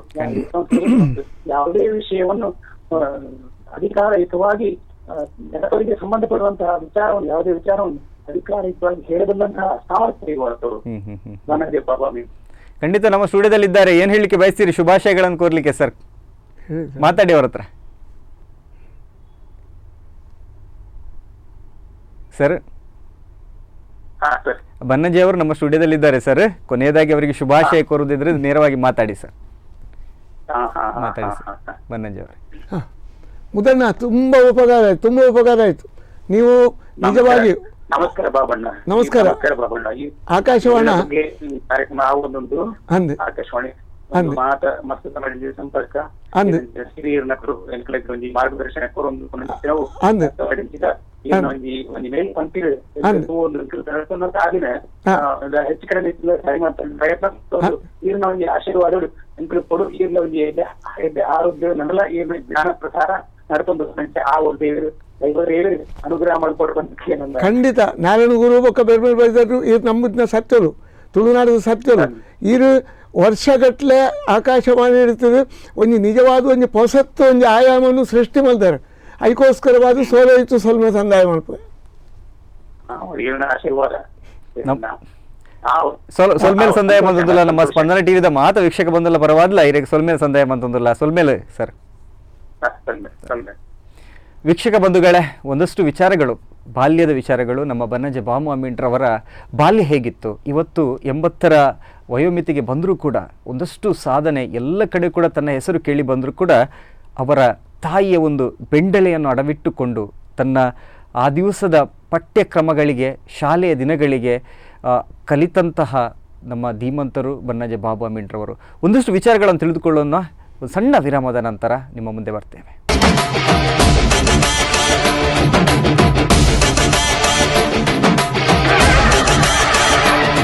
ನಮಸ್ತೆ ವೀಕ್ಷಕ ಬಂಧುಗಳೇ, ಮತ್ತೊಮ್ಮೆ ಬನ್ನಂಜೆ ಬಾಬು ಅಮೀನ್ರವರ 80ರ ಸಂಭ್ರಮದ ವಿಶೇಷ ಕಾರ್ಯಕ್ರಮದಲ್ಲಿ ಪ್ರೀತಿಯಿಂದ ತಮ್ಮೆಲ್ಲರನ್ನು ಮತ್ತೊಮ್ಮೆ ಸ್ವಾಗತಿಸ್ಕೊಳ್ತಾ ಮುಂದುವರಿಸ್ಕೊಳ್ಳುವ. ಅದೇ ರೀತಿ ಶಾಲೆ ದಿನಮಾನಗಳಲ್ಲಿ ನೀವು ಅವಾಗಲೇ ಮಾತಾಡ್ತಿರ್ಬೇಕಾದ್ರೆ ಪ್ರಬಂಧಕ್ಕೆ ಬಹುಮಾನ ಸಿಕ್ಕಿದ್ದು ಆ ದಿವಸದ ಹೆಮ್ಮೆ ಅನ್ನೋದು. ಆವಾಗ 6, 7, 8ಕ್ಕೆ ನಮಗೆ ಇಂಗ್ಲಿಷ್ ಸರಿಯಾಗಿ ಪ್ರಾಕ್ಟೀಸ್ ಆಗ್ತಾ ಇತ್ತು. ಈಗಿನ ಹಾಗಲ್ಲ. ಖಂಡಿತ. ಅಲ್ಲಿವರೆಗೆ 5ರವರೆಗೆ ಮಾತ್ರ ಇಂಗ್ಲಿಷ್ ಇರಲಿಲ್ಲ. ಅಲ್ಲಿ ಮಾದರಿ ಪಾರ್ಲಿಮೆಂಟ್ ಶುರುವಾಯಿತು. ನನ್ನನ್ನು ಕೃಷ್ಣರಾಜ್ ಭಟ್ರು ಅಂತ ಇಂಗ್ಲಿಷ್ ಮಾಸ್ಟ್ರು ಖಂಡಿತ ಅವರು ಹೇಳಿದ್ರು, ನೀನು ವಿರೋಧ ಪಕ್ಷದ ನಾಯಕನಾಗಬೇಕು, ನಿನ್ನ ಮಾತಿನ ದಾಟಿ ಅದು ಬೇರೆ ಬೇರೆ ಉಂಟು. ಆಯಿತು, ಶುರುವಾಯಿತು. ಶನಿವಾರ ಒಂದು ದಿವಸ ಪಾರ್ಲಿಮೆಂಟ್, 15 ದಿವಸಕ್ಕೊಮ್ಮೆ ಪಾರ್ಲಿಮೆಂಟ್. ನಾವೆಲ್ಲ ಒಂದು ದಿನ ನೋಟಿಸ್ ಬೋರ್ಡ್ನಲ್ಲಿ ಒಂದು ವಿಚಾರ ಬಂತು, ಇಡೀ ಆದಿಉಡುಪಿ ಮೈದಾನ ನಾವು ಸುಧಾರಣೆ ಮಾಡಿ ಉದ್ಧಾರ ಮಾಡ್ತೇವೆ, 300 ಕೋಟಿ ಬಜೆಟ್ ಅಂತ. ಇದಕ್ಕೆ ಎಲ್ಲ ಮಂತ್ರಿಗಳಿದ್ದಾರೆ, ಅವರಿಗೆಲ್ಲ ನಾನು ವಿರೋಧ ಪಕ್ಷ, ನನಗೆ ನೋಟಿಸ್ ಬರ್ತದೆ. ಅದನ್ನು ನೋಡಿದೆ, ಅದನ್ನು ನೋಡಿ ನೋಟಿಸ್ ಬೋರ್ಡ್ ನೋಡಿದೆ. ನೋಟಿಸ್ ಬೋರ್ಡಲ್ಲಿ 30 ಕೋಟಿ ಅಂತ ಉಂಟು, ಅಲ್ಲಿ 300 ಕೋಟಿ ಅಂತ ಉಂಟು. ಅದು ಒಂದೇ ವಿಚಾರ ಹಿಡಿದು ನಾನು ಸರಿ ತೊಳೆದು ಬಿಟ್ಟದ್ದು. ಯಾಕೆ, ನಮ್ಮ ಅದೇ ಕೃಷ್ಣರಾಜ್ ಭಟ್ರ ಹತ್ರ ಹೋಗಿ, ಸರ್ ನನಗೆ ಇಂಗ್ಲೀಷ್ನಲ್ಲಿ ಒಂದು ಭಾಷಣ ಬರೆದು ಕೊಡ್ಬೇಕು ನೀವು, ನಾನು ಅದನ್ನು ಇಂಗ್ಲೀಷ್ನಲ್ಲಿ ಹೇಳ್ತೇನೆ, ಗೊತ್ತಾಯ್ತಲ್ಲ. ಇಂಗ್ಲೀಷ್ನಲ್ಲಿ ಬರೆದು ಕೊಟ್ಟರೆ ಅವರು, ನೀನು ಹುಷಾರಿದ್ದೆ, ಬಾಯ್ಪಾಠ ಮಾಡಿದೆ, ಬಾಯ್ಪಾಠ ಎಲ್ಲವನ್ನು ಬಾಯ್ಪಾಠ ಮಾಡಿ ನಾನು ಗಳೆಗಳನ್ನೇ, ಗೊತ್ತಾಯ್ತಲ್ಲ, ಎಲ್ಲವನ್ನು ಹೇಳಿಬಿಟ್ಟೆ. ನೀವು ಸರ್ಕಾರ ಈಗಲೇ ರಾಜೀನಾಮೆ ಕೊಡಬೇಕು, 30 ಕೋಟಿಗೂ 300 ಕೋಟಿಗೆ ಏನು ವ್ಯತ್ಯಾಸ, ಇದೇನು ಒಂದು ಮೂರ್ಖತನ. ಆವಾಗ ಎಲ್ಲ ಮಕ್ಕಳು ಎಲ್ಲ ಸ್ವಲ್ಪ ಬ್ರಾಹ್ಮಣ ಮಕ್ಕಳೆಲ್ಲ ಇದ್ದರು, ಮಂತ್ರಿಗಳೆಲ್ಲ, ಶೆಟ್ರ ಮಕ್ಕಳು, ಬ್ರಾಹ್ಮಣ ಮಕ್ಕಳು ಎಲ್ಲರೂ ಗಲಿಬಿಲಿ ಆದರು. ಅವರಿಗೂ ಗೊತ್ತೇ ಇಲ್ಲ. ಒಬ್ಬ ಓಡಿದ ನೋಟಿಸ್ ಬೋರ್ಡ್ ನೋಡಲಿಕ್ಕೆ, ಇಲ್ಲಿ ನೋಡಲಿಕ್ಕೆ ಓಡುವಾಗ ಹೌದು ಬದಲಾವಣೆ. ನಾನು ಇಂಗ್ಲೀಷ್ನಲ್ಲಿ ಮಾತಾಡಿ ಅಷ್ಟೇ ಸಿಟ್ಟಿನಿಂದ ಬಂದು ನಾನು ನನ್ನ ಕುರ್ಚಿಯ ಮೇಲೆ ಕುಳಿತುಕೊಂಡೆ ನನ್ನ ಸ್ಥಳದಲ್ಲಿ. ನನಗೆ ಗೊತ್ತುಂಟು ಇವರು ಕನ್ನಡದಲ್ಲಿ ಭಾಷಾಂತರ ಕೇಳ್ತಾರೆ ಅಂತ. ಎಷ್ಟು ಅದೊಂದು ಒಂದು ಮೋಜಿನ ಪ್ರಸಂಗ ಅಂತ ಹೇಳಿ ನನಗೆ ಗೊತ್ತುಂಟು, ಅವರು ಕನ್ನಡದಲ್ಲಿ ಭಾಷಾಂತರಿಸ್ಬೇಕಂತ. ನಾನು ಅದೇ ಮಾಸ್ಟರ್ದಲ್ಲಿ ಹೇಳಿದ್ದೇನೆ, I don't wish my speech to be translated to any language ಅಂತ ಬರೆದು ತೆಗೆದುಕೊಂಡಿದ್ದೇನೆ.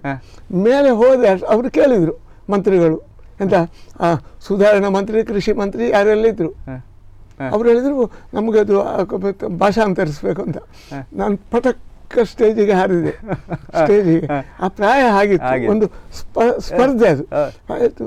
Speaker sir, I don't want my speech to be translated to any language ಅಂತ ಬಂತಿದ್ರು. ಕೆಳಗೆ ಕೂತ್ಕೊಂಡು ಎಲ್ಲರೂ ಬಾಯಿ ಮುಚ್ಚಿ ಕೂತಲ್ವ. ಮತ್ತೆ ಅದೇ ಮಾಸ್ಟ್ರು ನಾನು ಶಾಲೆ ಬಿಟ್ಟು ಹೊರ ಬರುವಾಗ, ನೀನು ಮುಂದೆ ಒಬ್ಬ ಪ್ರಸಿದ್ಧ ನಾಯಕನಾಗ್ತಿ, ನೀನೊಬ್ಬ ಆಪೋಸಿಷನ್ ಪಾರ್ಟಿ ಲೀಡರ್ ಆಗ್ತಿ. ಅದೇ ಕೃಷ್ಣರಾಜ್ ಭಟ್ರು ನನಗೆ, ನೀನು ಅಷ್ಟಕ್ಕೆ ಆ ಉದ್ದೇಶಕ್ಕೆ ನನ್ನ ಹತ್ರ ನೀನು ಬರೆದು ಕೊಟ್ಟದ್ದು ತೆಗೆದುಕೊಂಡದ್ದು ನನಗೆ ಗೊತ್ತಿರಲಿಲ್ಲ. ಹೇಳಿದ್ದನು. ಒಂದು ಸಣ್ಣ ಉದಾಹರಣೆ ಇದು. ಅಂತಹ ಜಿದ್ದಿನ ನಡವಳಿಕೆ ನನ್ನ ಹತ್ರ ನಿರಂತರ ಇತ್ತು. ನನಗೆ ನಾವು 5 ಜನ ಬನ್ನಂಜೆಯನ್ನು ಬೋರ್ಡ್ ಹೈಸ್ಕೂಲಿಗೆ ಬರುವುದು. ನಾವು ಹೈಸ್ಕೂಲಿಗೆ ಬರುವಾಗ ಒಬ್ಬ ಕಪ್ಪೆ ಅಂತ ಒಬ್ಬನಿಗೆ ಹೆಸರು, ನನಗೆ ಲಾಯರ್ ಅಂತ ಹೆಸರು, ಒಬ್ಬ ಅಂಡು ಅಂತ ಹೆಸರು. ಆ ಹೊತ್ತಿನಲ್ಲಿ ಅಲ್ಲ, ನನಗೆ ಅನಿಸ್ತದೆ ನೀವು ಆ ದಿನಮಾನಗಳಲ್ಲಿ ರಾಜಕೀಯದಲ್ಲಿ ವಿರೋಧ ಪಕ್ಷರಾಗಿ ವಿರೋಧಿಸುತ್ತಾ ಪ್ರಖರ ಮಾತುಗಳಿಂದ ಬಹುಶಃ ಮುಂದಿನ ದಿನಮಾನಗಳಲ್ಲಿ ಸಮಾಜದ ನಡೆತಿದ್ದುವಲ್ಲಿ ಕೂಡ ಅದೇ ಒಂದು ರೀತಿಯ ಮಾತುಗಳನ್ನು ಮುಂದುವರಿಸಿಕೊಂಡು ಹೋದ್ರಿ. ಖಂಡಿತ. ಇವಾಗ ಒಂದು ಕರೆ ಇದೆ, ಮಾತಾಡುವ. ಮುಂಬೈಯಿಂದ ಸರ್ ಚಂದ್ರಶೇಖರ್ ಸರ್ ಕರ್ನಾಟಕ ಮಲ್ಲ ಪತ್ರಿಕೆಯವರಿದ್ದಾರೆ. ನಮಸ್ತೆ ಸರ್. ನಮಸ್ಕಾರ. ನಮಸ್ತೆ ಸರ್. ನಮಸ್ತೆ. ಬನ್ನಂಜೆ ಬಾಬು ಅಮೀನ್ರವರು ನಮ್ಮ ಸ್ಟುಡಿಯೋದಲ್ಲಿದ್ದಾರೆ. ಕರ್ನಾಟಕ ಮಲ್ಲ ಪತ್ರಿಕೆಯ ಪ್ರಧಾನ ಸಂಪಾದಕರಾಗಿರುವಂತ ಸನ್ಮಾನ್ಯ ಚಂದ್ರಶೇಖರ್ ಅವರು. ಬಹಳ ಕಾಲ ಒಂದು ಪತ್ರಿಕೆಯನ್ನು, ಆ ಹೊರನಾಡಿನಲ್ಲಿ ಒಂದು ಪತ್ರಿಕೆಯನ್ನು ಎತ್ತರಕ್ಕೆ ಏರಿಸಿದಂತಹ ಪುಣ್ಯಾತ್ಮ. ಬನ್ನಂಜೆ ಅವರು ಮುಂಬೈಯಲ್ಲಿ ಕೂಡ ಹಲವಾರು ವರ್ಷಗಳನ್ನು ಕಳೆದವರು, 24 ವರ್ಷ ಸರಿಸುಮಾರು. ಅಷ್ಟು ವರ್ಷಗಳನ್ನು ಕಳೆದಾಗ ಸರ್ ನಿಮ್ಮದು ಮತ್ತೆ ಬನ್ನಂಜೆ ಅವರ ಒಡನಾಟ ಹೇಗಿತ್ತು ಸರ್? ಹಲೋ, ನಿಮ್ಮದು ಮತ್ತೆ ಬನ್ನಂಜೆ ಅವರ ಒಡನಾಟ ಹೇಗಿತ್ತು ಸರ್? ಬನ್ನಂಜೆ ಇಲ್ಲಿ ಮುಂಬೈಯ ಜನಮಾನಸದಲ್ಲಿ ಒಂದಾಗಿದ್ದವರು. ಖಂಡಿತ. ಅವರ ಜಾನಪದ ವಿದ್ವಾಂಸತನ, ಅವರ ತುಳು ವಿಚಾರವಾದ ಮುಂಬೈ ಕನ್ನಡಿಗರಿಗೆ, ತುಳುವರಿಗೆ ಎಲ್ರಿಗೆ ತಿಳಿದಿದೆ. ಖಂಡಿತ. ಒಬ್ಬ ಸರಳ ಜನ, ಖಂಡಿತ. ಜನಪರ ಸಂಶೋಧಕರು, ಖಂಡಿತ. ಜಾನಪದವನ್ನ ಅತ್ಯಂತ ಆಳವಾಗಿ ತಿಳ್ಕೊಂಡವರು. ಖಂಡಿತ. ತುಳು ಸಂಸ್ಕಾರದ ಬಗ್ಗೆ ಬೇಕಾದಷ್ಟು ಅರಿವನ್ನು ಹೊಂದಿದವರು. ಅಂತವರು ಬಹುಶಃ ಮುಂಬೈಯಲ್ಲಿ ಅಂತ ಅಲ್ಲ, ಬಹುಶಃ ನಮ್ಮ ಊರಲ್ಲಿ, ಅದರಲ್ಲಿ ಕೂಡ ದಕ್ಷಿಣ ಕನ್ನಡ, ಉಡುಪಿ ಜಿಲ್ಲೆಗಳಲ್ಲಿ ಮತ್ತೊಬ್ಬರು ಇಲ್ಲ. ಅವರೊಂದು ಮಾಮೂಲಿಯಾಗಿ ಹೇಳುದಾದ್ರೆ ಜಾನಪದದ ಒಂದು ಕಣಜ, ಸಿರಿತುಪ್ಪೆಯವರು, ಅಷ್ಟು ಪ್ರಬುದ್ಧರು ಅವರು. ಹೌದು. ಅವರ ಕರಡಿಗಳ ಅಧ್ಯಯನ ಇರಬಹುದು, ದೈವಾರಾಧನೆ ಬಗ್ಗೆ ಅವರಿಗೆ ಇರುವಂತ ಆಳವಾದ ಜ್ಞಾನ ಇರಬಹುದು. ಅದರಲ್ಲಿ ಕೂಡ ಅವರು ಮೌಢ್ಯಗಳನ್ನ ಯಾವತ್ತೂ ಕೂಡ ಪ್ರಶ್ನಿಸ್ತಾ ಬಂದಿದ್ದಾರೆ. ಹೌದು. ಜಾನಪದ ಆಚರಣೆಗಳ ಬಗ್ಗೆ ಇರಬಹುದು, ಅಥವಾ ಯಾವುದೇ ಒಂದು ಸಂಪ್ರದಾಯ ಇರಬಹುದು, ಆ ಸಂಪ್ರದಾಯದಲ್ಲಿ ಕೂಡ ಮೌಢ್ಯವನ್ನ ವಿರೋಧಿಸ್ತಾ ಬಂದವರು. ಖಂಡಿತ. ಅದರಲ್ಲಿ ಯಾವತ್ತೂ ಕೂಡ ರಾಜಿ ಮಾಡಿಕೊಳ್ಳಿಲ್ಲ. ಹೌದು. ನಮ್ಮ ಮುಂಬೈಯಲ್ಲಿ ಕರ್ನಾಟಕ ಮಲ್ಲದಲ್ಲಿ ತುಳು ಅಂಕನವನ್ನ ಬರೆದಿದ್ದವರು. ಹೌದೌದು. ತುಳು ತುಡಾರ್, ಅವರ ತುಳು ಅಂಕನ ಬಹಳ ಪ್ರಬುದ್ಧವಾದಂತದ್ದು. ತುಳುವಿನ ಬಗ್ಗೆ ಅವರಿಗಿರುವ ಒಂದು ವಿಚಾರ ಯಾರಿಗೂ ಇಲ್ಲ. ಆದ್ರೆ ನಾವು ಇವತ್ತು ಅಂತವ್ರನ್ನು ಮರೆಯುತ್ತಾ ಇರ್ತೇವಲ್ಲ. ಹೌದು, ಖಂಡಿತ. ಈ ಸಂದರ್ಭದಲ್ಲಿ ಅವರಿಗೆ ಒಂದು 80ನೇ ವರ್ಷದಲ್ಲಿ ಅವರನ್ನ ಅಭಿನಂದಿಸುವುದು, ಅವರಿಗೆ ಒಂದು ಅಭಿನಂದನಾ ಗ್ರಂಥವನ್ನ ಸಂದಾಯ ಮಾಡುವಂತದ್ದು ಬಹುಶಃ ಸಮಾಜ ಅವರನ್ನ ಕಾಣುವ ಒಂದು ಒಳ್ಳೆಯ ದೃಷ್ಟಿಕೋನ ಅಂತೇಳಿ ನಾನು ಭಾವಿಸ್ತೇನೆ. ಖಂಡಿತವಾಗಿ ಮುಂಬೈ ಜನತೆಯ ಪ್ರತಿನಿಧಿಯಾಗಿ ತಾವು ಬನ್ನಂಜೆ ಬಾಬಾ ಅಮೀನ್ರವರಿಗೆ 80ರ ಸಂಭ್ರಮದ ಈ ಹೊತ್ತಿನಲ್ಲಿ ಏನ್ ಹೇಳಲಿಕ್ಕೆ ಬಯಸ್ತೀರಿ ಸರ್?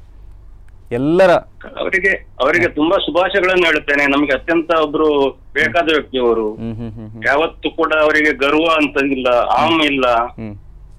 ಅವರು ಜನರ ನಡುವೆ ಬೆರೆಯುವವರು. ಅವರಂತವರಿಗೆ ಒಂದು ರಾಜ್ಯೋತ್ಸವ ಸಿಗಬೇಕಾದ್ರೆ ಬಹುಶಃ ಅವರಿಗೆ 77 ವರ್ಷ ಆಗಿದೆ. ಖಂಡಿತ.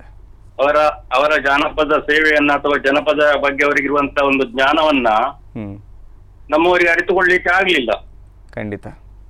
ಬಹುಶಃ ಅವರು ಯಾರ್ಯಾರ ಬೆನ್ನು ಹಿಡಿದು ಪ್ರಶಸ್ತಿ ಪುರಸ್ಕಾರಕ್ಕೆ ಹೋಗ್ತಾ ಇದ್ರೆ ಯಾವತ್ತು ಬಹಳ ದೊಡ್ಡ ಜನ ಆಗ್ತಿದ್ರು. ಖಂಡಿತ. ಆದ್ರೆ ಅವರ ಒಂದು ನೇರವಾದಂತ ನುಡಿ, ನೇರವಾದಂತ ನಡೆ, ಬಹುಶಃ ಸತ್ಯವನ್ನ ಹೇಳಲಿಕ್ಕೆ ಅವರು ಯಾವತ್ತೂ ಅಂಜಲಿಲ್ಲ. ಖಂಡಿತ. ಹಾಗಾಗಿ ಅವರಿಗೆ ಬಹುಶಃ ಸಮಾಜದಲ್ಲಿ ಕೂಡ ವಿರೋಧಗಳನ್ನ ಕಟ್ಟಿಕೊಳ್ಳಿಕ್ಕೆ ಸಾಧ್ಯ ಆಗಿದೆ. ವಿರೋಧ ಕಟ್ಟಿಕೊಂಡಿದ್ದಾರೆ ಅವರು. ಆದ್ರೆ ಅದನ್ನ ಮೀರಿ ನಿಂತಿದ್ದಾರೆ. ಹೌದು. ಅವರು ಕೋಟಿ ಜನರ ಬಗ್ಗೆ ಅಧ್ಯಯನ ಇರಬಹುದು, ಭೂತಾರಾಧನೆ ಬಗ್ಗೆ ಅಧ್ಯಯನ ಇರಬಹುದು, ಬಹುಶಃ ನಮ್ಮ ಸಮಾಜಕ್ಕೆ ಅವರು ಕೊಟ್ಟಂತ ಕೊಡುಗೆ ಅದನ್ನ ನಾವು ಯಾವತ್ತೂ ಕೂಡ ಮರೀಲಿಕ್ಕೆ ಸಾಧ್ಯ ಇಲ್ಲ. ಬಹಳ ಒಳ್ಳೆಯ ಕೆಲಸವನ್ನ ನೀವೆಲ್ಲ ಮಾಡ್ತಾ ಇದೀರಿ. ಅಲ್ಲಿ ಒಂದು ಅವರಿಗೆ 80ನೇ ಜನ್ಮದಿನವನ್ನ ಬಹಳ ಅದ್ದೂರಿಯಾಗಿ ಆಚರಿಸ್ತಿದ್ರಿ. ಆಚರಣೆ ಆಗ್ಲಿ, ಒಳ್ಳೆ ಒಳ್ಳೆ ವಿಚಾರ ಸಂಕಲನ ಮೂಲಕ ಬರ್ಲಿ ಅಂತೇಳಿ ನಾನು ಹಾರೈಸ್ತೇನೆ. ನಮಸ್ತೆ ಸರ್. ಅದೇ ರೀತಿ ತಮ್ಮ ಕರ್ನಾಟಕ ಮಲ್ಲ ಅನ್ನುವಂತಹ ಪತ್ರಿಕೆ ಕೂಡ ನಮ್ಮ ಕಡೆಯಿಂದಲೂ ಕೂಡ ಶುಭ ಹಾರೈಕೆಗಳು. ಅತ್ಯಂತ ಅಪರೂಪವಾದಂಥ ಪತ್ರಿಕೆ ಕರ್ನಾಟಕ ಮಲ್ಲ ಅಂತ ಹೇಳಿದ್ರೆ ಅದು ಕೂಡ ಈ ಮಾನ್ಯರ ಒಂದು ಸಂಪಾದಕತ್ವದಲ್ಲಿ ಇಡೀ ಅಂದ್ರೆ ಭಟ್ಕಳದಿಂದ ಹಿಡಿದು ಕಾಸರಗೋಡು, ತಿರುವನಂತಪುರವರೆಗೆ ಅಖಂಡವಾದಂತಹ ತುಳುವರು, ಕನ್ನಡಿಗರು ಅವರನ್ನೆಲ್ಲ ನೋಡಿ. ಪ್ರತಿಯೊಬ್ಬರು ಮುಂಬೈಯಲ್ಲಿದ್ದಾರೆ. ಕರ್ನಾಟಕ ಮಲ್ಲವನ್ನು ಓದಿದವರು ಯಾರು ಇಲ್ಲ. ಖಂಡಿತ. ಉದಯವಾಣಿ ಒಂದು ನಿರ್ದಿಷ್ಟವಾದಂತಹ ವಿಚಾರಕ್ಕೆ ಮಾತ್ರ ಅದು ಒಂದು ಸೀಮಿತ. ಆದ್ರೆ ಕರ್ನಾಟಕ ಮಲ್ಲ ಆಗಲ್ಲ. ಸಾಮಾನ್ಯ ಜನರ, ಅದು ಕೂಡ ಅಲ್ಲಿ ನನ್ನ ಅತ್ಯಂತ ಆತ್ಮೀಯರಾದ ನನಗೆ ಅಳಿಯನೇ ಸಮಾನರಾದಂಥ ನವೀನ್ ಇಂದ್ರ ಇದ್ದಾರೆ ಅವರೊಟ್ಟಿಗೆ, ಗೊತ್ತಾಯ್ತಲ್ಲ. ಅವರೆಲ್ಲ ಏನು ಮರ್ಜಿ ಅಂತ ಹೇಳಿದ್ರೆ ಸಾಮಾನ್ಯ ಜನರನ್ನು ಬಳಕೆಗೆ ತರುವಂತಹ ಒಂದು ವಿಚಾರ. ಈ ಪುಣ್ಯಾತ್ಮ ನಿಜವಾಗಿಯೂ ಪ್ರತಿಭೆಗಳನ್ನು ಇತ್ತೀಚಿನ ದಿನಗಳಲ್ಲಿ ಹಲವು ಪ್ರತಿಭೆಗಳನ್ನು ಅನಾವರಣ ಮಾಡಿದೆ. ತುಂಬಾ ತುಳುವ ಕನ್ನಡಕ್ಕೆ ಇವರೊಂದು ದೊಡ್ಡ ಆಸ್ತಿ ಬೊಂಬೈಯಲ್ಲಿ. ಖಂಡಿತ ಶಿರಮಣಿದು ನಿಮಗೆ ವಂದನೆಗಳು. ನಾವೆಲ್ಲ ಸಣ್ಣವರು ಅದರಲ್ಲಿ. ಇಲ್ಲ ಸರ್, ತಮ್ಮ ಕಾರ್ಯ ಬಹಳ ದೊಡ್ಡದು ಅಂತ ಮತ್ತೊಮ್ಮೆ ತಮಗೆ ಧನ್ಯವಾದ ಸಮರ್ಪಿಸಿಕೊಳ್ತೇವೆ ಸರ್. ಬನ್ನಂಜಿಯವರು ಲೈನ್ ಅಲ್ಲಿ ಇದ್ದಾರಾ? ಹೌದು, ಅವರು ನಮ್ಮ ಸ್ಟುಡಿಯೋದಲ್ಲೇ ಇದ್ದಾರೆ. ನಮಸ್ಕಾರ ಬನ್ನಂಜಿ, ಬಾರಿ ಖುಷಿ ಅಂಡೆ. ಇರಲಿಲ್ಲ, ಸೋಲು ಇತ್ತು ಸೊಲ್ಮೆ. ಧನ್ಯವಾದಗಳು ಸರ್, ಧನ್ಯವಾದ.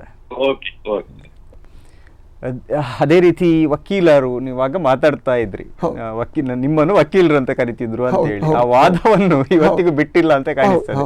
ಒಪ್ಪಿಕೊಳ್ಳೇ ಇಲ್ಲ ನೀವು. ಯಾವ ವಿಚಾರವನ್ನು ನಾವು ರಸ್ತೆಯಲ್ಲಿ ಬನ್ನಂಜೆಯನ್ನು 1 ಕಿಲೋಮೀಟರ್ ನಡೆದುಕೊಂಡು ಬರುವಾಗ ಒಂದಷ್ಟು ವಾದ ವಿವಾದ. ಈ ಮಾರಾಯ, ಈ ಲಾಯರ್ ಬಾಬು ಅಂತ ಹೇಳಿ, ಲಾಯರ್ ಬಾಬು ಅನ್ನೋದು. ಓಕೆ ಸರಿ, ಈಗಲೇ ಈ ಶಾಲಾ ದಿನಗಳಲ್ಲಿ ಈ ರೀತಿ ಆದರೆ ಆ ಶಾಲೆಯ ನಂತರ ಏನಾಯ್ತು, ಹೇಗೆ, ಎಲ್ಲಿ ಕತೆ, ಕೆಲಸ ಇಲ್ಲದೆ ಎಲ್ಲವೂ ರೋಚಕ. ಅಲ್ಲಿ ಹೇಳಿದೆ, ತೆಂಗಿನಕಾಯಿ ಕೀಳುವುದು, ಬಟ್ಟೆ ಅಂಗಡಿಯಲ್ಲಿ ಬಟ್ಟೆ ಮಡಚುವುದು.